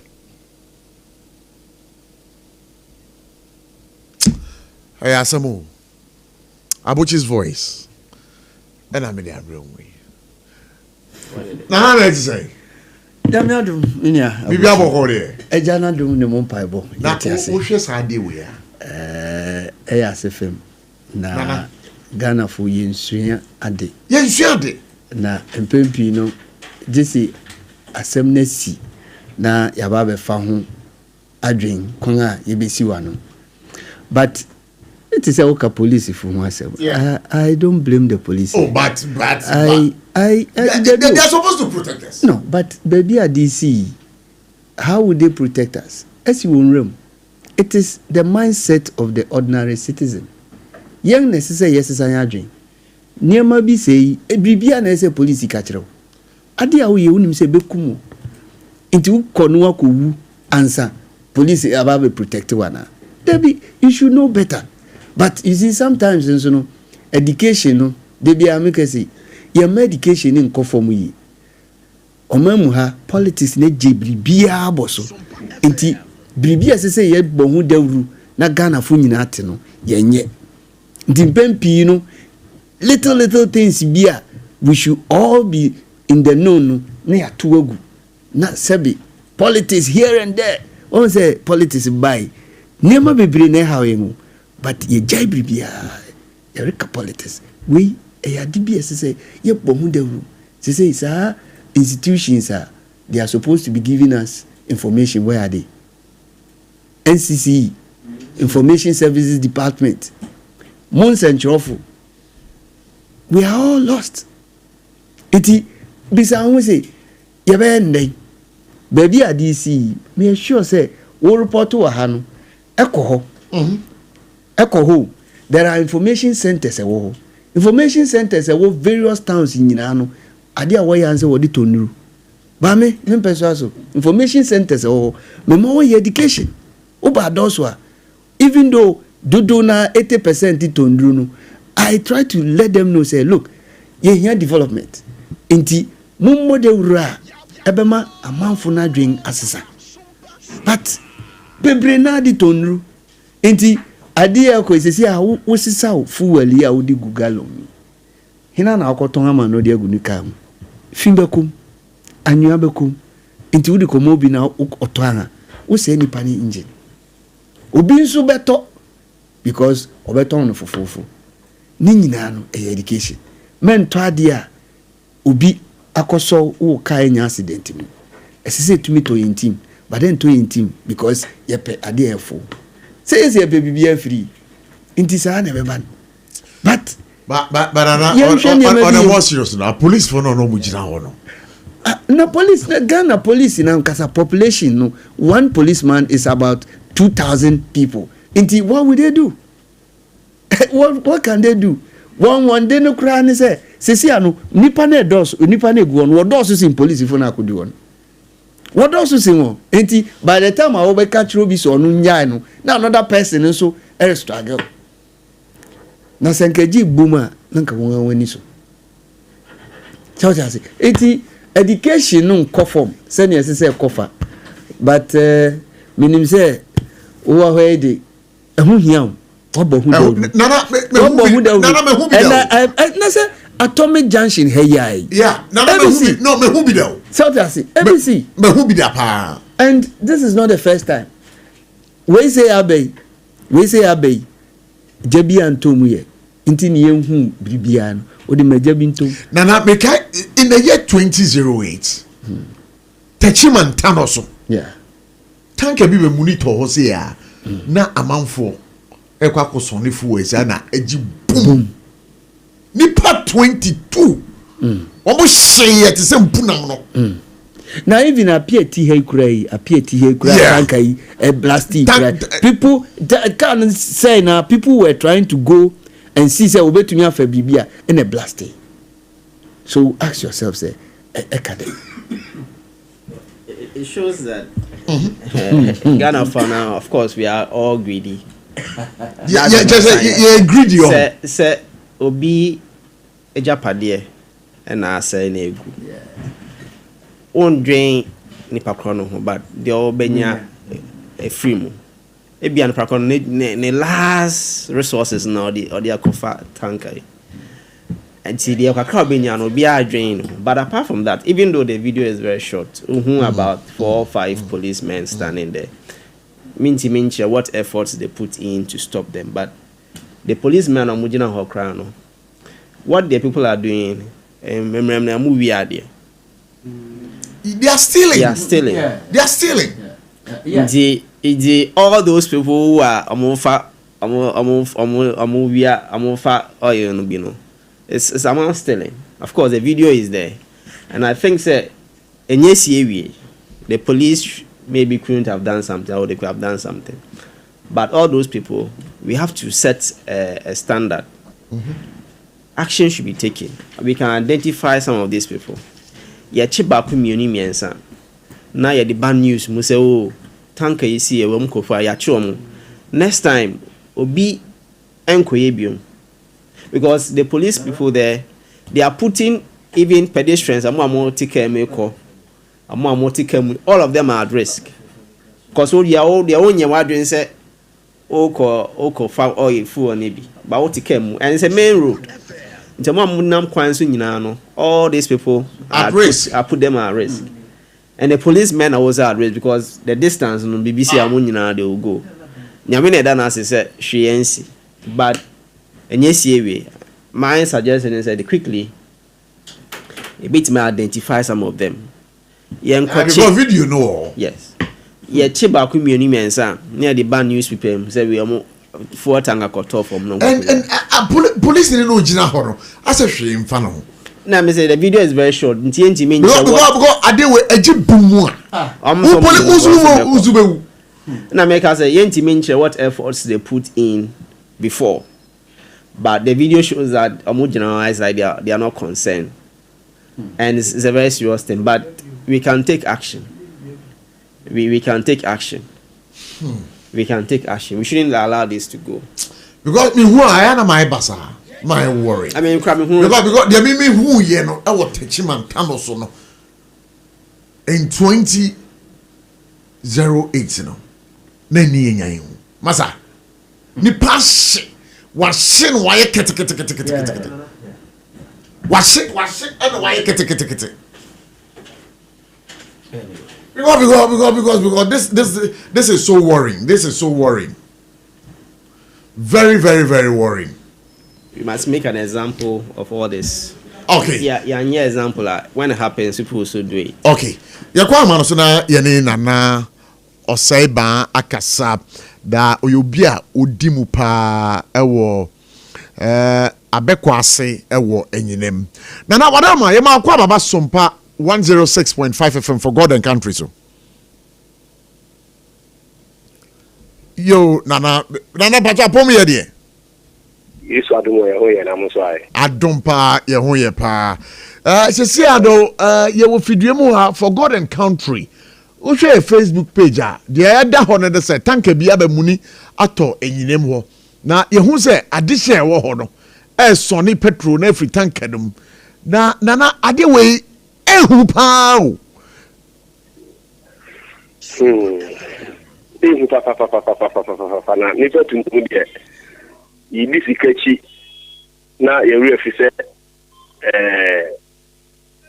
ye refi so fe betu yen ye mu ye kra enye ye kra ho ade we esi de bia mo ko ye sa mi ya kum na we buti say ye diesel so ja ti bitum but ende ya na to value se ja bitum ye low enti me de mi tum abu no fo da be adwuma no ba ene ka pakwa da lam sin kra set fuel abenya accident na fuel no elika na fere na moko sesa eya to mo nyina wo be wu no we be ebe to ko duwa he edi sa eno mo chom ho frim na mo hwehwe TV no mo TV kwalanke toa ne ade no mu penifo enye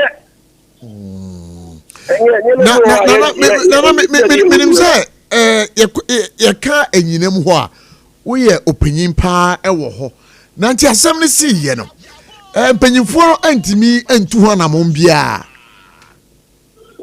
brother na we dey pani bi so ti fi o ma me kran so now o ti fi advantage awoko wi o de ne ho the security ne betimi e bia police de betimi akobo ban ho bi se ni si a e police no mo ra se ko se ni paso ending na mo prevent so obi ma ka so be sisafu anu bi so we police adwuma ene ko de okwa mu na penin ko be ho na se bia ade ne catch fire na so no we involved na we ndeng enti ade we the security work on the police command we name say now district and I say this is crowd ye district na mami bi so asami si ye no mo amunye mpanyimfo okrom ho no anya bia no security services mpanyimfo no mo amane ana so everybody say me accident ya bi sia everyone activities na ko bo amane yo ko na betra gas accident si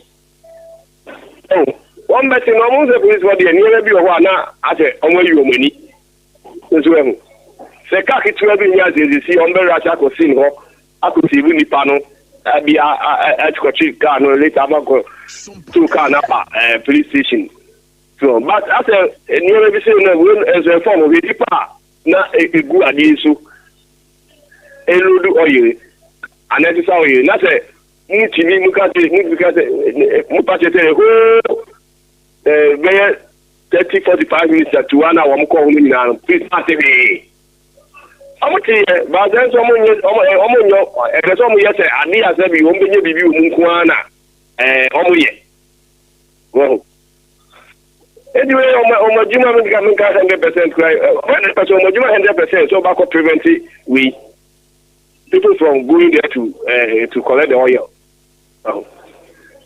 they just told me show to see the other police got man am go say and mo be ko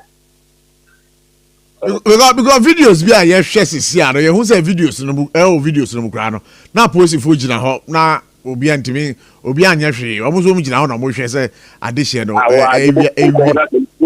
mu gina ho dia senye ko na mu gina ho dia senye ko na mu gina ho dia senye because ni panu wa mo obi wo ngure mo bi ye do bi boy fo na mo ko fa mu tran mo ma ti asa ya ka te mo ko fa pick up me so mu ko hospital na Nana, my nasi, but I dear will said ye who no. Sa anka jibumu anka ebi anka odishe bi ebe fa na kakra o.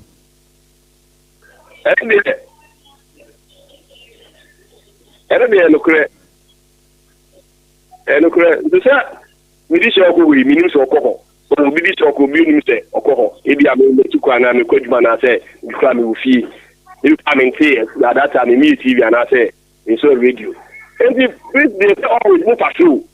Anybody at the end of the day, someone that to prevent is so be uncle and walk away or also uncle fast and I say at the principal as uncle to and also. Well, now what you say, hide out to me at the fencing. Uncle for busy on we multi call. Your money fine. Now when I'm to meet Amwom, will be a zero. Nana, yet say, Omaha Kwama any wood didn't come. Yamisha. You're trying Wabasisia for God and country, Sunni.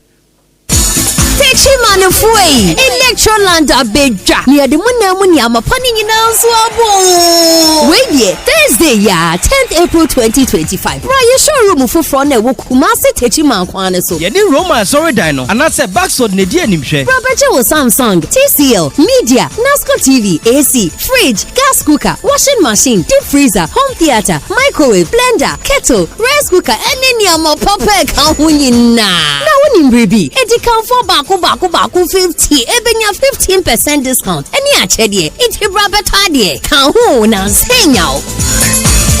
21st clinic aye sciatica expert sciatica no o nerves na wo to ase na fa wo siremu na fa wo nansia besi ase ho no se ho techima eno ene ye fa ne sciatica na etimi bubu o to ase ka wo se dwe wo siremu uje ho ba bia enye na no na 21st clinic ba ye adwuma pa wo mu ye ntia baso bo magye wo Ghana ha ene amono ne enya asem ketewa wo mu gi international awards ahodo wo mu gi local awards ahodo na anu nso na wo mu bie the only sciatica research and treatment center in Africa bibrim ha no ebi ni ba bia gi 21st clinic nkwa wo mu dia bibidro ene besa o yare no masa de machine aka ho yare sabia yare bia wutimi de ko ne mama de ba ko a wo magidi wo mu pa no sciatica ena stroke nso de kwa diabetes ne hypertension ne ade Ghana ha ba bia wo mu ho enkran ha sese ye wo Tantra Hill runabout se wo free enkran ba ye wo wonsa ni fa so wo fra masaman so na ba nso a wonsa bonkum so ho na wo behu ye 0540 311 311 0540 311 Next 21st clinic. Still, woman is sciatica expert. Ebushafo yedamase mama kwa baba. Eye SOMPA 106.5 FM for God and country Sunni. Omariwa dear. Ababe Kansa. Former third national vice chairman of the New Patriotic Party. Owaha. Sasuna lawyer. Udum susu ewaha. Ana Inuya Bema. Nana Desmond Anto also Abekan Sawaha. I know say they've had their bite on a tanker issue though. But my main call my radio. What's your videos me kakra tanker akomuni amafo di America air soft fuel the danger part of it. Somewhere in the year in November 27th to be specific. What Techimantano so 2008 ideas such an incident esi adisha ko also mukwa ko so no fuel nipa 22 at the end of the day no omo nyina hye sekako ade we nti Ghana for yen fan ensua de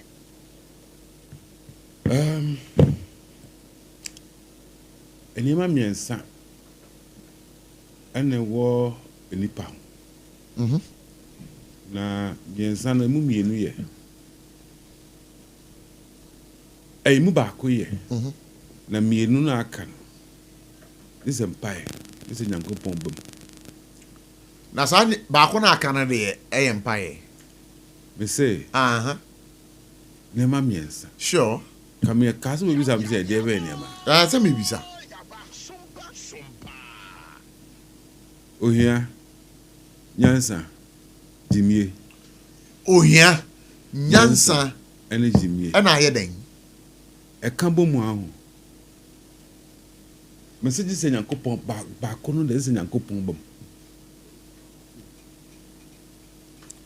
dia wa hina say nyankopon bam enyo hia nkaka ayi kataka ahwe ase ade eyi jamframa eja kan ona no hu bi esi krom ho nyina ba ko so eso si krom ho nyina atwa for example ba ko na no de na ebo ko ye ebo bokura mpo dia we atwa for example na atwa bo your friends apiete ho apiati ba ko so ku zamu ku mase kwa mu ha ya kro no nyina ahye ana o de ba ni nyina ya ti o opa na ma ayi truck bi me san beto adi mu ha ya na petrol nyungu se me kan na ma miensan ohia jimie sa ohia ne jimie na de ma wa ubetum ga ko jina petrol ni ma na hye wu ohia ne jimie odi kan bo ma de kafra wo bi a bisra wo fa che me na so no kra wo ha esi ya ka ne ma miensan ohia jimie nyansa but ohia any jimie die ka bomu a due eno kura obi a utifie so utuwe wo de bisa anti petrol aba na ehwie gu so ne gu na me wan crazy wa me kofa bia na me nkofa wan san be tiro de wo obi a utie bi wo de gira ho si ask these two questions. So who papa will say ya ne patanka bia beto abeti ahwe ofie na nim ho na enyungo ankure na si hoyi obe kwose sabi na kwose sabi answer na fe answer wo answer sa first question wi a na fe wo hu ba bia wo gina wan ka sa answer wo da bisa me we bisa o mami wo da bisa o mami wo answer wi pa petrol wo da ofie ni wo da hwe oboto be si a se wi nim bibia ni oboto mo hu wo ankure na si on tanka bia be mi na to da na nim ho yan fan kosa bi na tena to wadi no on fan kosa bi once and yes me kwa kosa bi pe me no am kan no o dia bom de kafra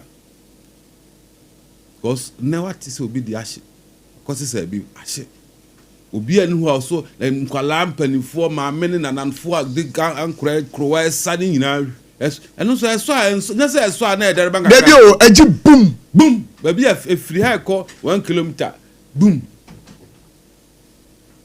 no ko jira ho se ohianti o tina kakra medi enti na wahye na o de wabusu nyina agya ho ebinum so amo hikra amo nyina amo bod nyina ahye o nenzam yenu no anko betimi na akokodo no na akogbo kalamse galabi no ene nso ahye aka ho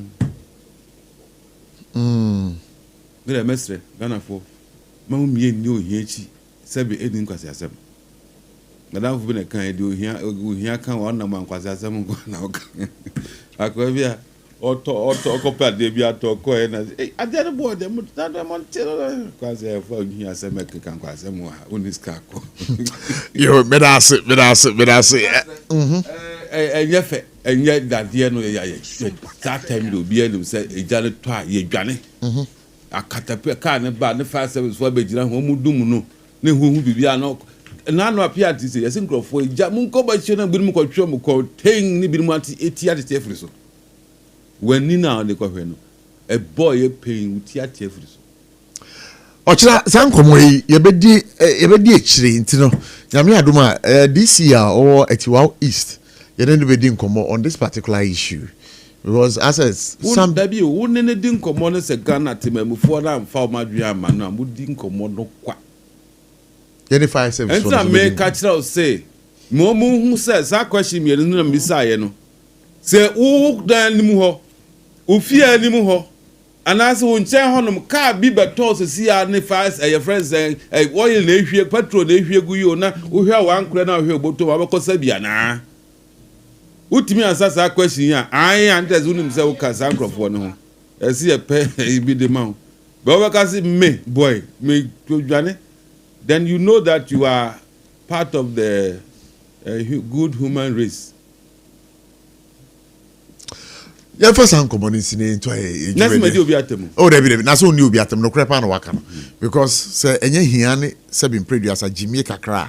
Anka sa de we unfa nkwa nkongo enko to sa chacha no. Ah. E kombe nko na de o. E kombe. Because very, very dangerous. But my encounter Electoral Ghana Limited for us. Womaso Asenek for God and country. Right from day one, they've been with us for the past 4 months. I was here celebrating omo. Na upe electronics papa to there. But more than partner for nature Electoral Ghana Limited. Brandy bia unhebia say Nasco Media Samsung TCL products. But more than partner for nature Electoral Ghana Limited. All your TVs. Sizes be air condition, your fridges, your washing, your kettle, your rice cookers, your microwave ovens, your blenders. Ni nyina no. Ubomadi na do we Electoral Ghana Limited ade a won sabeka. Hwehwe machi akwan e wo Techiman bia e wo main Kumasi station any backside the dining edi hwere mo. Enti me koso aka kire medua bema Omarewa de say ope electronics papa to there any air condition na opa for we nichire Electoral Ghana Limited for chain and cry ha me chire omo adenta barrier omo dansuman runabout omo industrial area behind the Melcom Plus the share bo hwehwe omo sunyane mankasim Cape Coast Takrade na Tamale from 0245949495 again read them on 0245949495 Dr. Time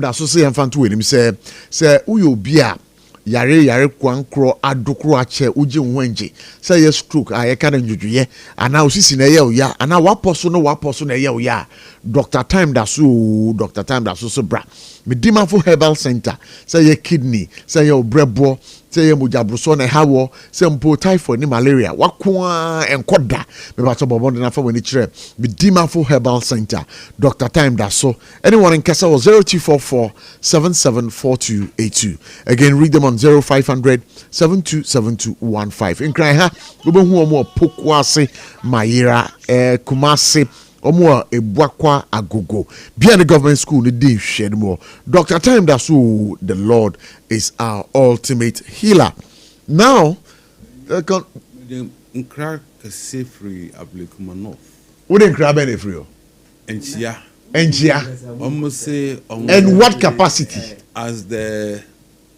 friend of a free as a friend of a free and ablekumanov Ablekumanov then. Me say a friend of a free and Ablekumanov.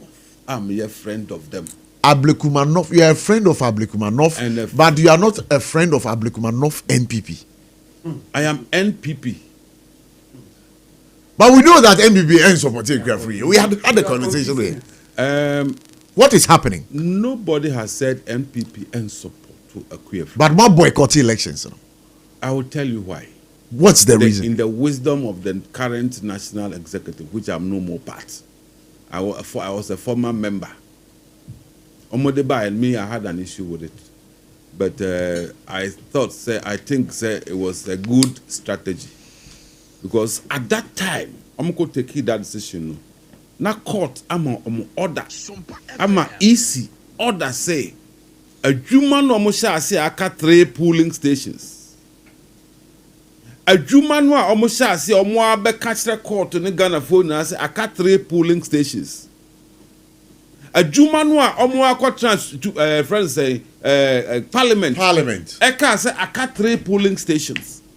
A human no almost say omo dey press statement by say aka 3 polling stations no omo enko wie say 3 polling stations. Omo some police protection.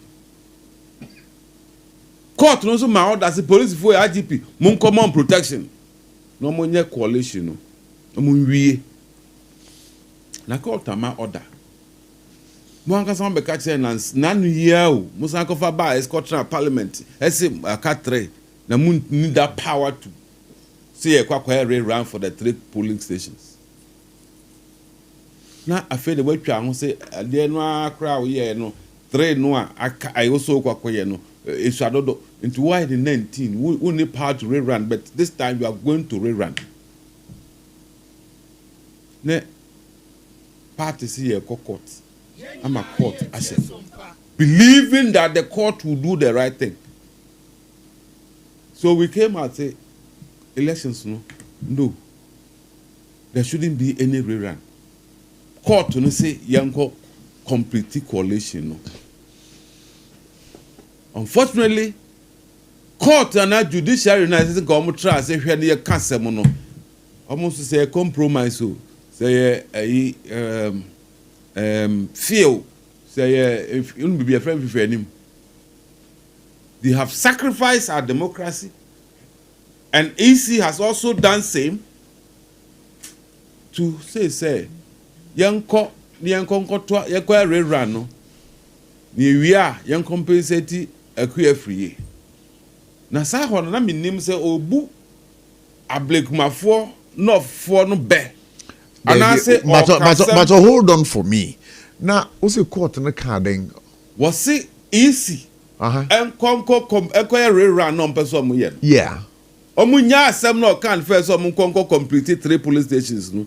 Is in conquer rerun of the 19 polling stations now. Okay, no more we are. Compensate a queer free. No, please. Compensate a queer free now. That is no, it's not true. What? Compensate a free. In what capacity? Then that is the problem. No, it's not true. Yes, it is not true. Please refer to the ruling. Check. But there's a lawyer here. Lawyer. Are you aware of yes. No, is he not aware about the compensation? Let me find out from the lawyer. This is what happened. Yeah, then they see. Amofale, Equiefree, on their party, filed the case. Judicial review said they should quash the EC decisions they are going to rerun the 19. Mm-hmm. Subsequent to the Amofale, an application for injunction. Yeah. Interim injunction. Okay. The court should restrain the EC from going ahead with the election for 10 days. Yeah. So that after that they repeat the application. Okay, that's fine. Of course, MPP for and as a QFH on an party to the case. The argument based on the fact that there was an earlier order, and now the EC should have gone to complete. Sure. But you can't injunction. There are 3 things a court looks for. Okay, what is it? 1, while there are some do you have a legal or equitable right so that the court will protect you. 2, you have a big balance of convenience. Say court may grant injunction. What harm will it occasion to wow pay injunction? Okay. The other person. Sure. 3, you should say can you be compensated for if we don't grant the injunction? Is there any way of compensating you for it? Okay. These are some of the things the court looked at. Okay, so in the compensation, then a woman. So the first point, they say the court said in term injunction, court in a queer fear they buy an engine also. 1, the EC is mandated to conduct elections. Okay, good. The court cannot even stop them. Okay, that's fine. So if EC say they want to do the rerunner, it is their right. They should go ahead. Okay. 2, I'm a cast on bear rerun. Probably I'm a printed ballot papers, infrastructure and anyoma. It is a case stop you more from doing the hard. Okay. Of course, but my interest is in the. Then the court also said, even if the injunction is refused, she could be compensated for. In what compensated for? No, in what way? Well, the court didn't state so, but one of the points was the court compensated for what? We said elections. We say election no on TSC. In a sense, there's the order for rerun no is arbitrary. Okay, that's fine. Court elections no. Now the main case in Ankasa the main case is the way just the injunction. No, me interest in a compensation. And then no would be compensated free. A bit Marco court say court who na say so they can cancel the whole elections and have a different. So that is a compensation. That is my thinking. Not in terms of money compensation. Not in terms of money. So that was the and so the point is the main case is there, and I'm sure they are going to pursue the main case. at the end of the day, no, if at the court finds their case to be meritorious, they can say, okay, the order for the rerun was not proper. So is that a compensation? That could be a compensation. Well, so you must no, but that compensation now no. We say court to say compensation. No, but I'm saying that.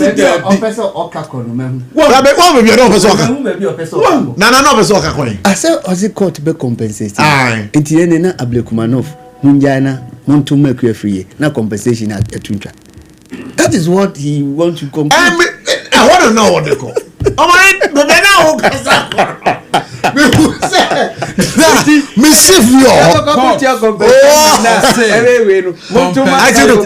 Compensation now can I say what you say? Court to say if and go ahead.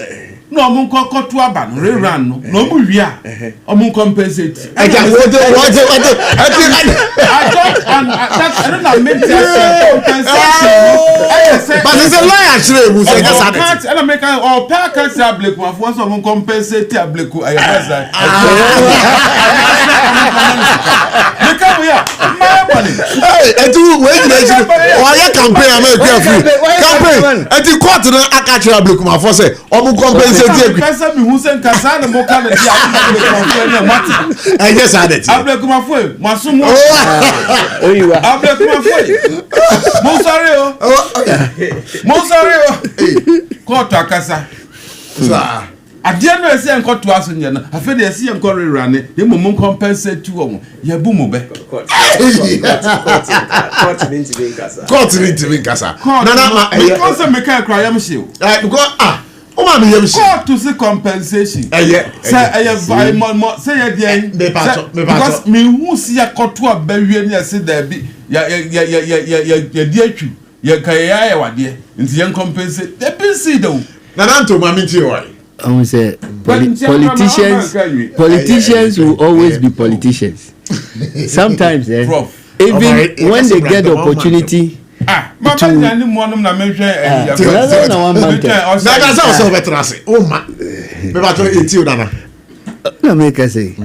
politicians will always be politicians, and they will always find a way to entice the electorates. And in Tiramikasa, senior chairman, crafty the whole conversation to extend say, we will be nase, and yes, sebi loyalty her. And we are confusing now. Oh yes. Oh yes. And that is what they do, because sometimes on numbers on the ballot they go into it, compare it with Bible quotation, Quran quotation, and what have you. Number one, and they make number one. So what I say, but now me person make can say, in the first place. It is the incompetence of the Electoral Commission that has brought us here. Oh, yes, so yes. Oh yes. Electoral Commission. Sure. Or incompetence. Yes. And you also believe the fact I was here Pamo. MPP Funa said they are incompetent. Yes. Because now merely the third national vice chairman of the new patriotic Eddie Komoa. Yeah. Or say double incompetence. That's the point. How can you we vote in 2024? Now Batuno will conclude in July 2025. ABS you were in father. If not for this current electoral commission, in Kaminti Bida. Mukriya na say what to aba polling stations in Winia Bato Anambwa. Okay. Say polling stations na Winia Bato na.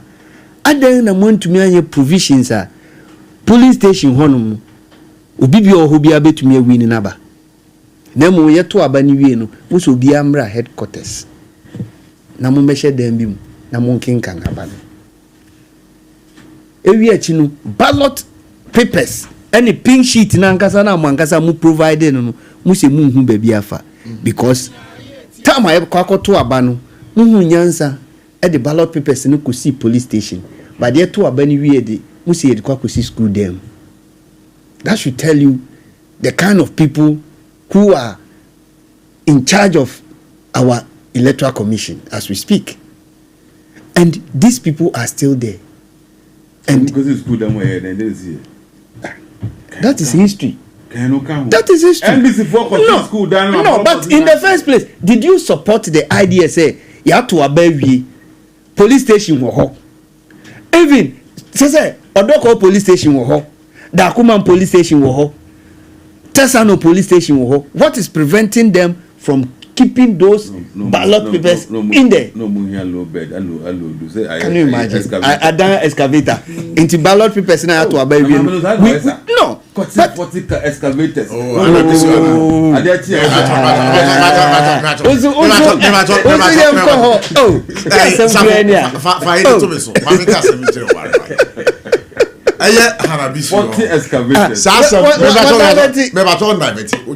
Just some 2-3 minutes. Dr. Hanabisu, Sadia no ye, also I 40 excavators. After 40, no, would have to be 33. And idea, say no, your tower was 33, no, a traceable. A Juma way Hanabisu, and you were Juma. No one as man. Dr. Hanabisu, me catch you. Uyaji, the lands minister, no, any munya. Uyaji, any munya.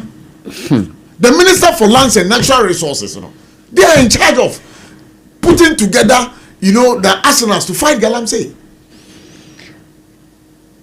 Say, Minister, I'm a coffee boy. Yeah. And 9 months now. What was set up? No, the says 9 months. No, Sir Secretary never bought the fight against Galamsey. And yet, maybe I'm a mechanic. And they young Galamsey. Maybe young Galamsey. But Dr. Hanabisu, this, the oil, also the partial. Also the partial. Yeah. No, it's bad.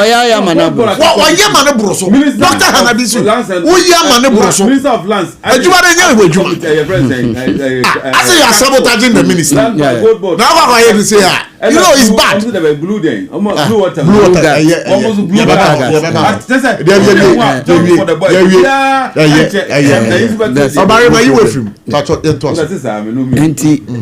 the incompetence of the electoral commission at the Ababidu.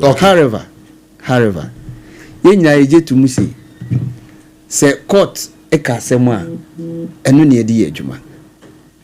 Court eka sema sa asem na court beka no enu ne edi adwuma. Enti na se mpempi no asem bi si na wonte wo ho ase a the only thing they tell you is go to court. Sure. Na court endi wasem ma. Odi na se odi nkugu a wako. Se we di nkugu so na wako. But there ushe there MPP for no any equa free said you would di ni nyonyo ya because any mama na kasa na me bisa no question be about the leadership of the party. Now I say why a bit reserve. Oh no, but you see, to be honest with you, and I say chairman, former vice chairman Tihana Meka, the current crop of leadership of the MPP is a disaster. The current crop of leadership, for the New Patriotic Party, it's a disaster. This is a disaster. Yes, a disaster. It's a serious disaster. Poto. And if they want to contest again, I don't expect any of them to get 10%. If they get 10% in elections here, na party Nangasa, they don't know what they are about. They are not serious as a political party. The current crops of leadership are and you know those days leadership of MPP. Let's be truthful to ourselves. A whole general secretary who kasati senia uye food soldier ujina platform bisu kasa asem kese se yaba peka sem chitafu na chitafu nya are chebi wo mu na use wonko contest enehwe wose wo fre bibi blue army asede onga treta moto so wo didi wo ho enti wasem na obekan no sebe hefu na di adwuma the PC herself na or contest no onu se oroko once what the party headquarters and also we will not do any election, we will not even contest. What the months and trophy bebre no kra eku. Media house view how was one cop. Media house be no kwa ye presentation was we nya wa ha no bi obi atumi ato obi a microphone up to form, and nobody says a word simply because one at two was through. In the history of MPP, for the first time, Makotena say about two number two no, must start here fisro about form. Se si ya na mokoto aba fisro aba form no. Form funsu say abana mu se muti soro ho mu se mama monkoto no, wo se obeto. So who is who? Wow. That is what is happening in Ablekuma. The grassroots are saying obey election. Most of the office na mu say election yenko. One na what grassroots no. And we kra mu fa nya adisua bia wo. Debi Ablekuma fusi obeto a. Oh, Debi use the microphone from to offer. You understand? Until you ask yourself, say, leadership now are they in control? The leadership is not in control. But who can? What my own can? Who jetum? Umreso na yes anything. But mo desire na party negu na feji munsem. Because asem no kwa no ha mo mayenka. So who to me nka? Ye mu bi ni ye be catch wrong. You see me adebako me etoro bi a me kan me ni je ni say so we ade na nya I should be able to tell you right in your face. Because semanka da ma bia no so no ekobone a ebi be kame. We need NPP in this country. We cannot say MPP engu because MPP gua political parties are aka ewo krom nyina they are concert political parties. Until we need a responsible opposition party like MPP to put a ban on his toes. Now some more years how will people take you serious? How would people take you serious? But who can obi bejina park nechi no ato aboba abaso because asem na can echu no moamu parliamentary candidate you didn't consider say bia investment awaye no etiden. Did you go to the grounds to find out to say bia okwa obe wini anaso wini? But according to the party chairman for the Greater Accra region, Ora Divine, the Kasai, was it time na MPP for taking that decision not to contest or to boycott that particular election? Ablekuma, Ekwe Afriye was present in that meeting. Na say if she was present, majority Kasai, who minority then Abeka. No bunyoso, but ebi onunkwane voice no endugum. So it is up to them. Our regional chairman to say no. One of the Greater Accra region is for the regional chairman and his executives. So one now the fact say headquarters were Greater Accra no, it doesn't mean say Bribia a concerning region no, the national executives will take charge of it. It is the region who has to take charge of it. Ufu senka we see Ashanti regional, and a chairman is a will contest her. National Becker say will not. It will not happen.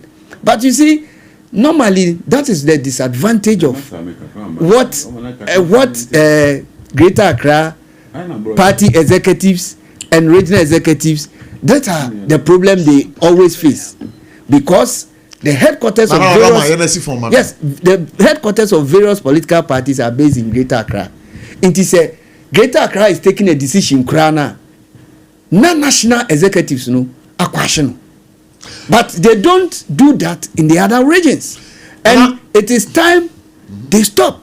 Se si amami se nyami adom na so okochina no winia credit no national for one baby. Omefa. Enti ada na muti ho amusi mo mane nko contest. Mu jai no contest. And even in campaigning crowd, according to lawyer, as I she's there alone fighting a that's alone the point. battle. That's the point. Lawyer resides in the constituency. Lawyer resides in the constituency. You see, let me also tell you another thing. Another thing here, make us see the current crops of MPP. Their disaster. A constituency for the past 20 years, you've been holding that constituency. Now, Bribi Seyaba, only confident who must be to me.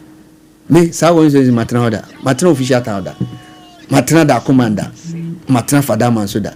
So, Sa constituency no, a constituency beer in Pempino, the only challenger nka MPP fuwo saa Dakoma station ho kakra bi efa zongo num. But aside that, Odoko, Glory Land, and Nasifu nyina, it will go for them.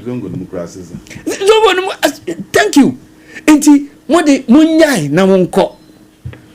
They don't have any confidence. They don't have confidence in themselves. SOMPA 106.5 FM for God and country. Endpoint homeopathic clinic. Hona kwa ubenya wa yare santampa.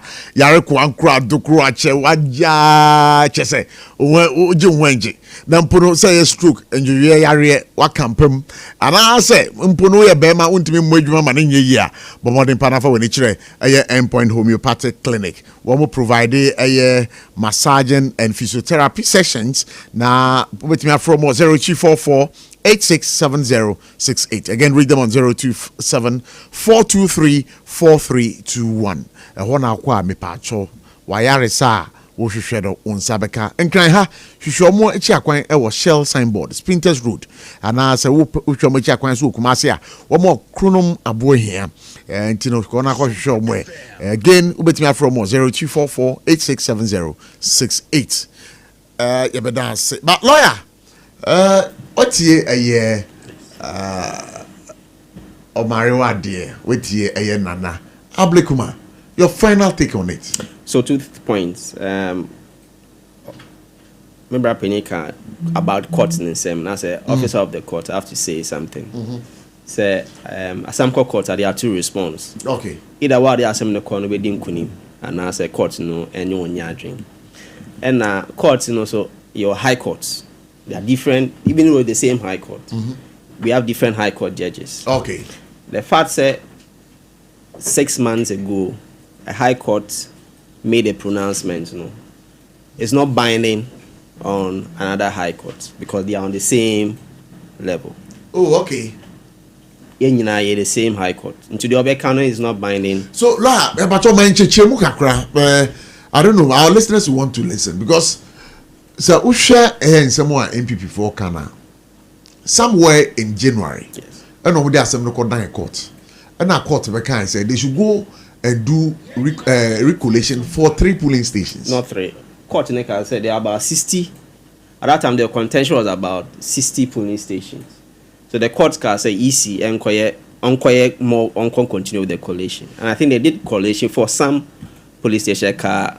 Of course, the contention is 3. 3. That is what I'm talking about. And it was a car 19. We must say car 3. 3. That was a contention. Okay. So it was a contention. Yes. And this was a car 19. Yes. I know. Of course, they were disputing the 3. And before say a car 3. And this was disputing. So what did the court say? So the court at that time, case on the coin was Mandamus said, elections, and people for saying in collating way. So the court should order the EC to go and continue with the collation. And the High Court at that time differently constituted because there was a different judge. Okay. I ordered the EC to go and continue with the collation. Oh, that's fine.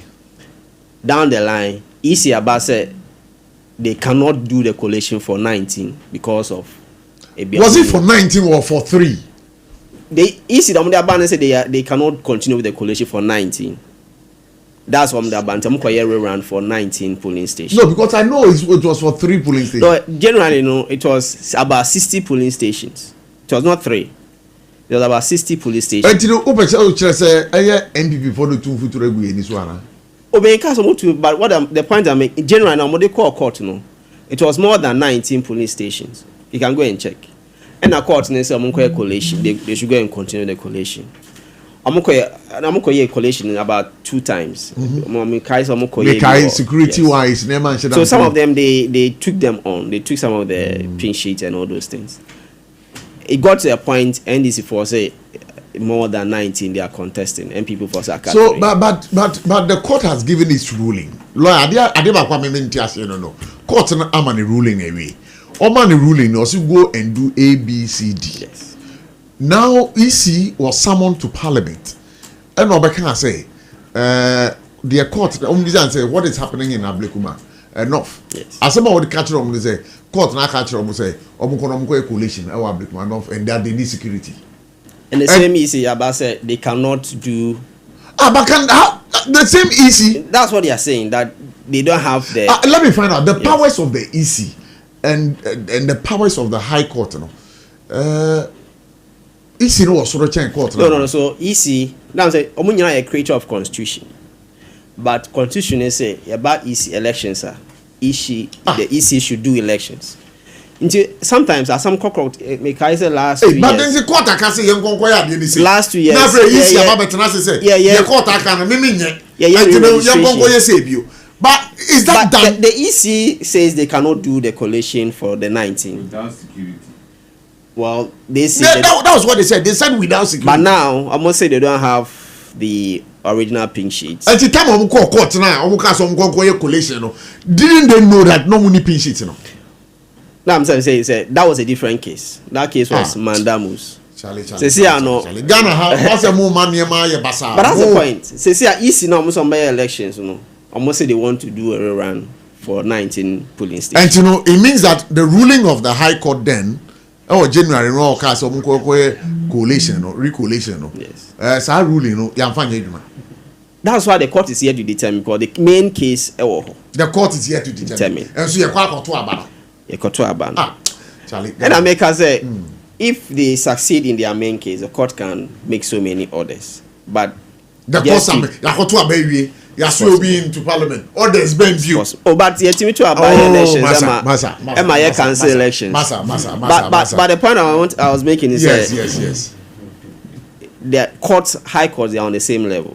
Okay. Yeah, court back it's not binding. It's not binding on the other. And the facts of the case may be different. Okay. So that we don't want to go into the merit of the case because the substantive case no court. 2 days ago, injunction a court no ungranted. Okay, so we don't know what to happen. Okay. And minimum marry. Pink sheets no. And that's new. Yeah, but also need hard copies. More hard copies. Yes. Now, what was happening is say NDC for also my high tax. And I'm go na police backing. Until almost all day when you soft copy and I say I scan copy ne kwa. Now almost say yeah nyintum ko for original ne bra. Odo original ne bra no more no matiti. Oh, that's what they were doing. NDC for yes. One more. Now the sad thing is that scan copies. They say I dig it. I say I said no WhatsApp. What it my ye? And do it. Delete with the aircraft. Then that's all. Now they were not interestingly. They have never argued about scan copy. No figures. No woman are wrong with that. You market. Tell me where. They are not arguing. Figures now scan copy. They are wrong. They are saying scan copy no. Airline they got to abandon. I can't see first scan copy. See for original. But the figures they are not challenging. Yet EC and police sat there. Because who's the figures? So scan copies, it bears the figures that was declared and announced at the polling station in the presence of you, the friend say, Mr. Sarfo, the whole people there. You can't change it. The argument was it has to be on the original copy. We police force what they about come here which I don't know what will happen tomorrow. I got 3 polling stations.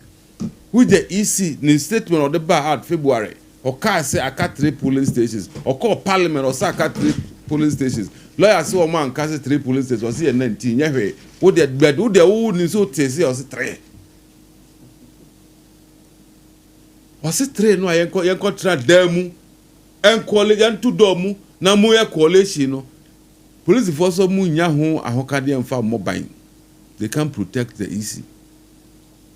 Yet the 19 polling stations and almost all kwakoto ho abande police force started your home rehearsals e ko gina bontin ami ato aba akan yanko se demu na mum twa dan ne ho hia mo se muntimi nye de ko gina bontin asala police for na buy so muntimi nye have you forgotten They be police for no to num to say they can provide security. Easy for so much police for so much security intelligence be amanya say and this for masi up just ombekunkum police for easy for nyina. That's what they came out to say. Hey. Debut. No, want me. No, because Omari, this information, I say MPs do not take up IGP, Hobekai, and say MPP, not take up.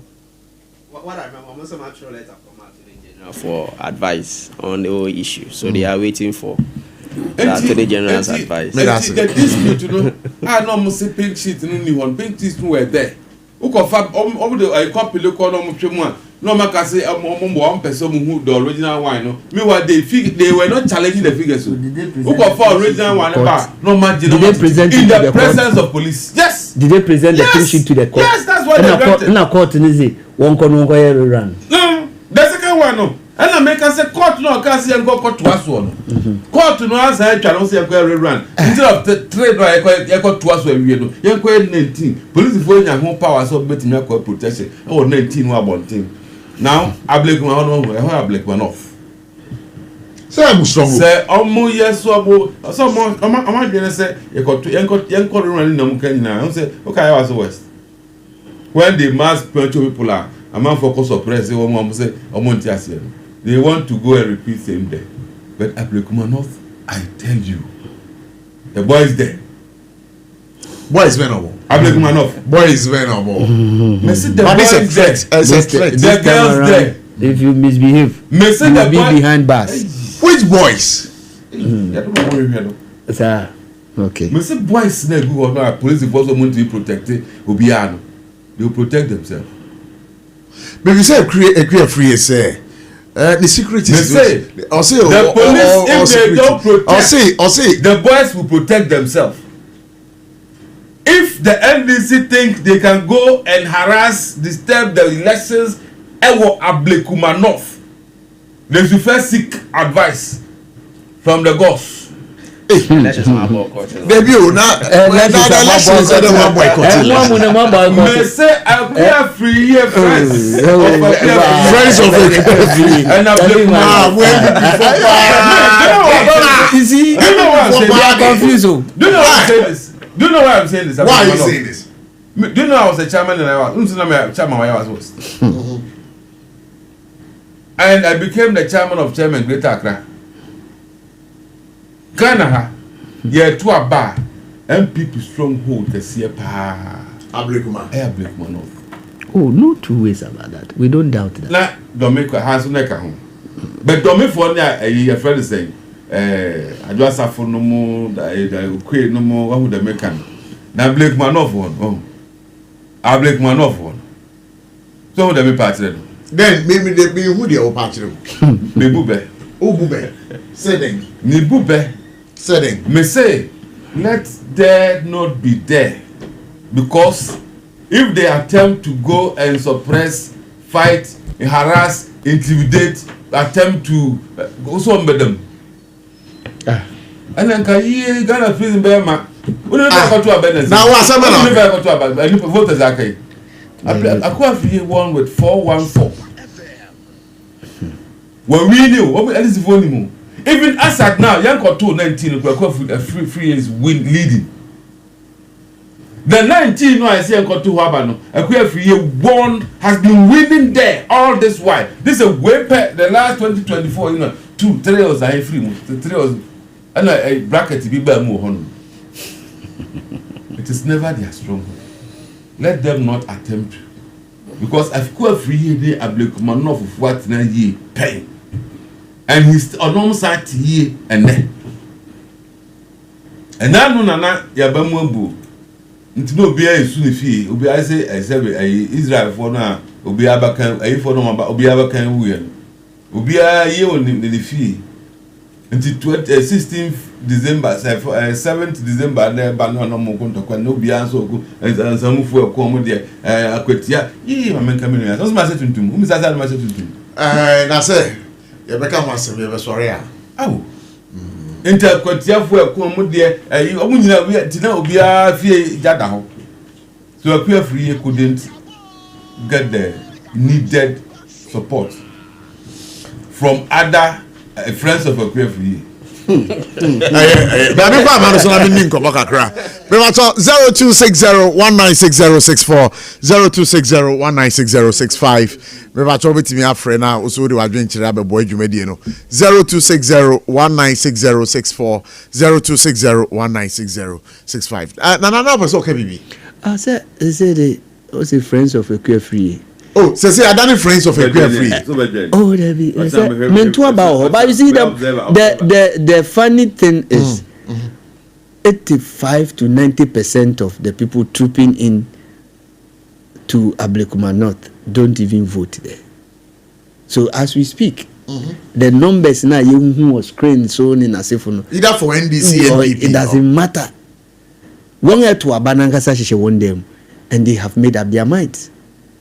So for me, that kind of fanfare campaign is needless. One-on-one is what you are supposed to do now. But let's move motorbikes. Let's go in a convoy.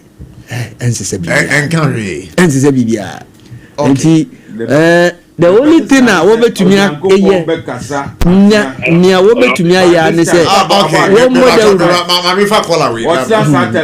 tomorrow by this time.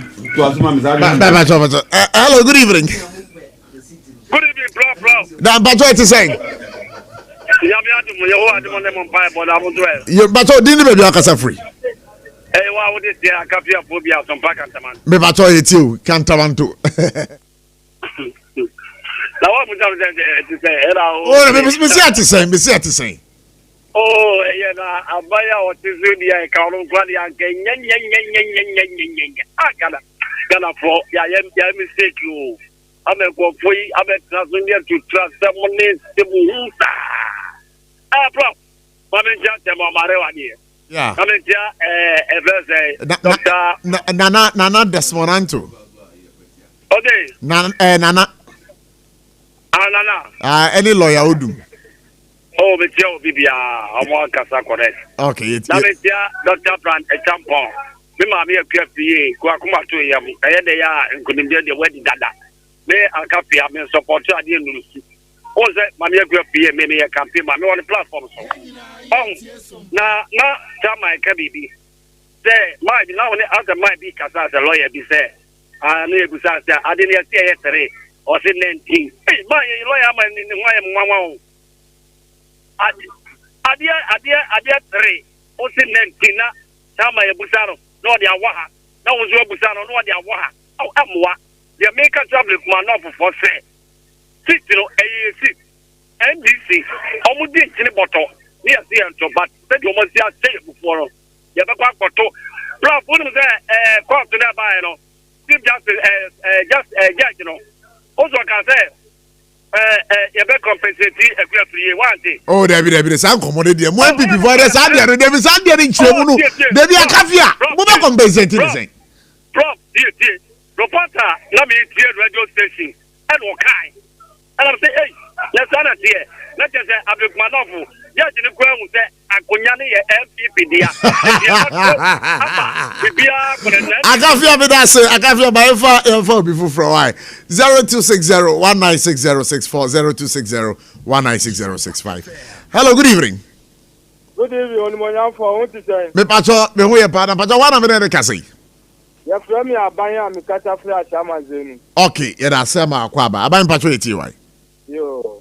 Akafia okotie MPP station we amuba yente ba omudi omuhuni okotie MPP station na member ye propaganda wa hawo say ye compensate wana said there won MPP party na they are not serious political party. They are not serious.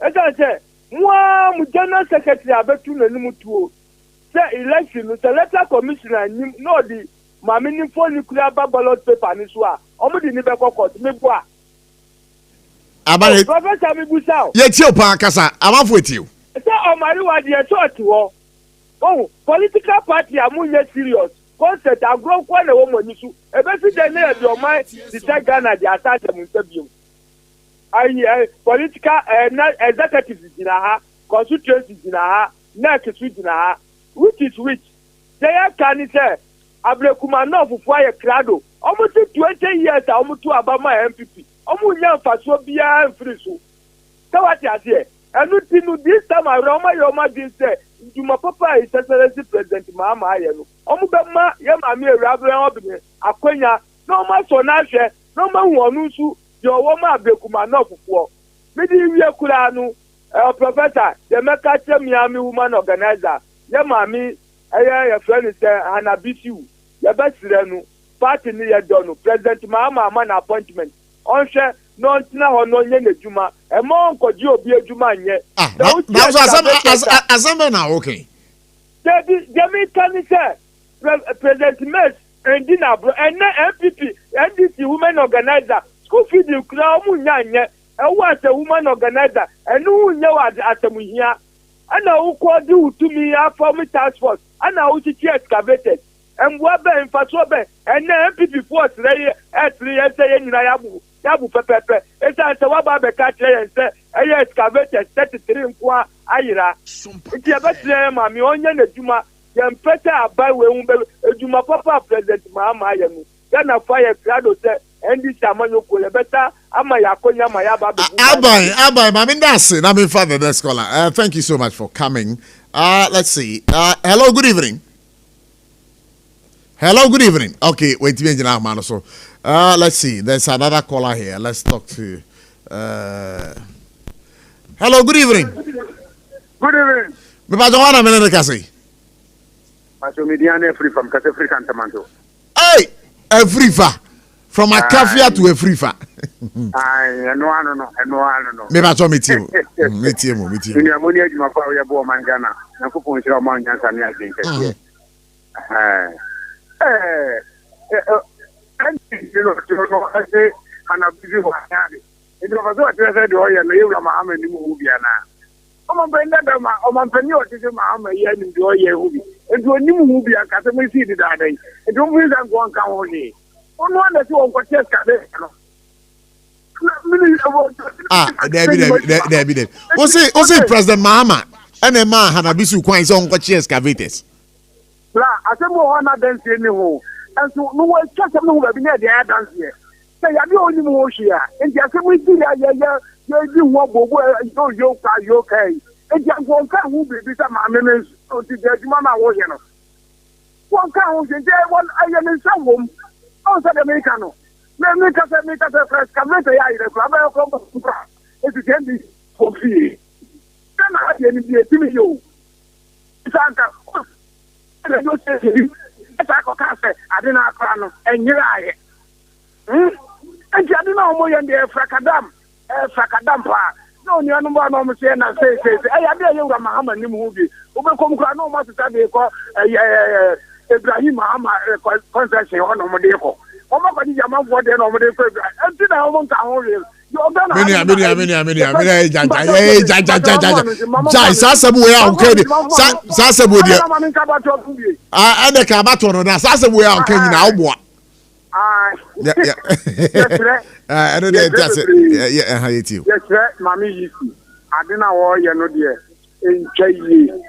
watching me and I paid I jump for a junkuno. And not yet, Mahama, never go up. Yeah, one chef for to start a great internet time. And I want to make an you and I'm in you. Yes, I don't know. Because one prem on pray, I'm on one pound or say bamboo, no, Yansan or Dicrano, one farm, and I didn't join me and the horse. I know it's because I had one anchor, the you. Maybe that's it. Pass by. We appreciate your concerns and your calls. Hello, good evening. Good evening. Me pa cho wine. Me pa cho we Felix Bell. I inquire Yellow Crobble. Felix Bell, Yellow Crobble. Okay, yet you. Aye. Na me so yeah, that's it. Na me chairman Omarewa. Obo Jumapa. Na me the incoming flag bearer. Honorable Kennedy Ohini Ajipon, Papa, Felix Yaldan Kwatema West, incoming first vice. Now, Nina, and no clear and no some were gonna have it. The And you're trying tomorrow. And this is what we say. Omube tra akunyano so ego see wi ase beba ye ha ana you walk from how and opening bossman on one kafako kan parliament say a 3 police station and the omube here security and be collation no o kan koma parliament o kan be bia a parliament and o kan as a court free a police for eco bomb humban nam collection na akano munye na mu declare nipa o wini abano afa edie electoral commission ko chane ho a o si 19 police station se o problem na court amount direction na enu agina wa be hu se o problem identity na one san court an ko court ni say the problem ni enti misre wa amami yen say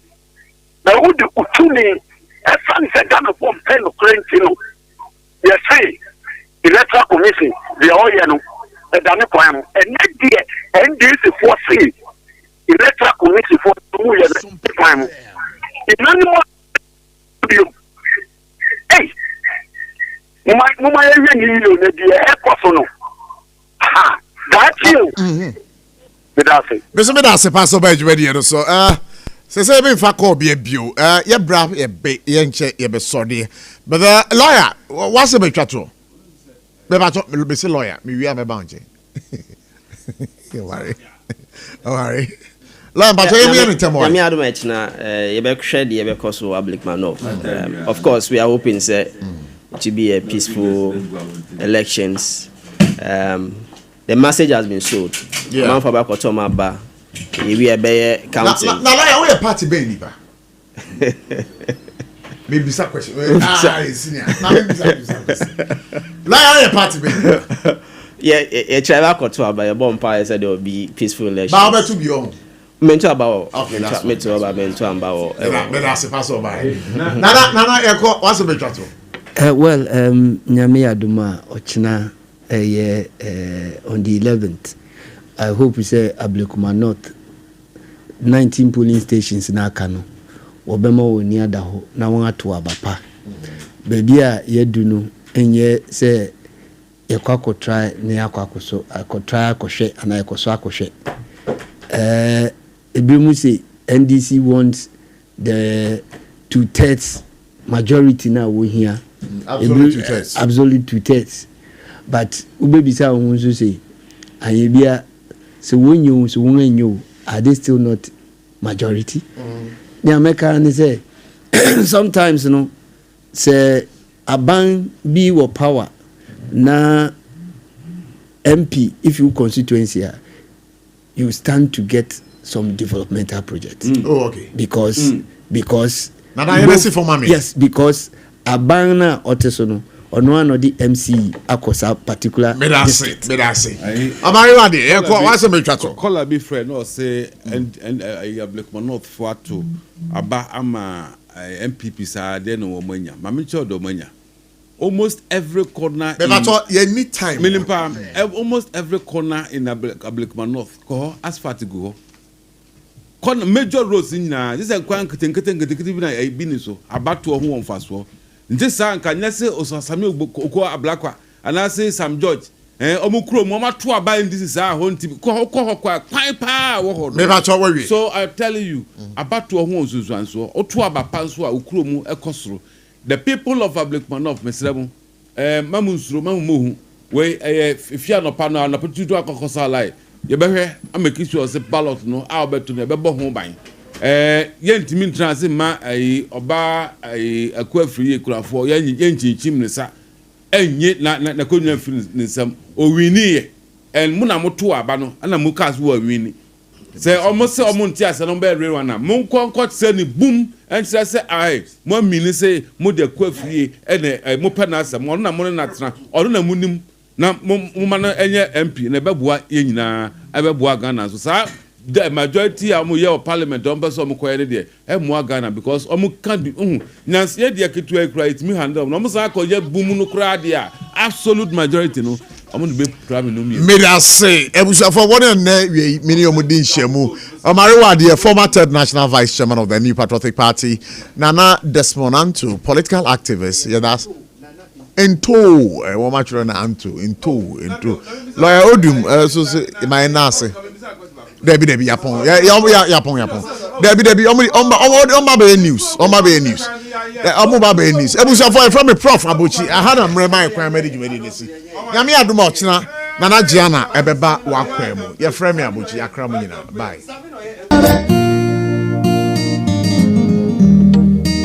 Onu timbi epuwe. Opuwe ya wampuwe ni kwao. Odi eniji eni mkransha. Abura bomu afutu. Nyamsumu ani daso. Ade eniji aburo ni penyina.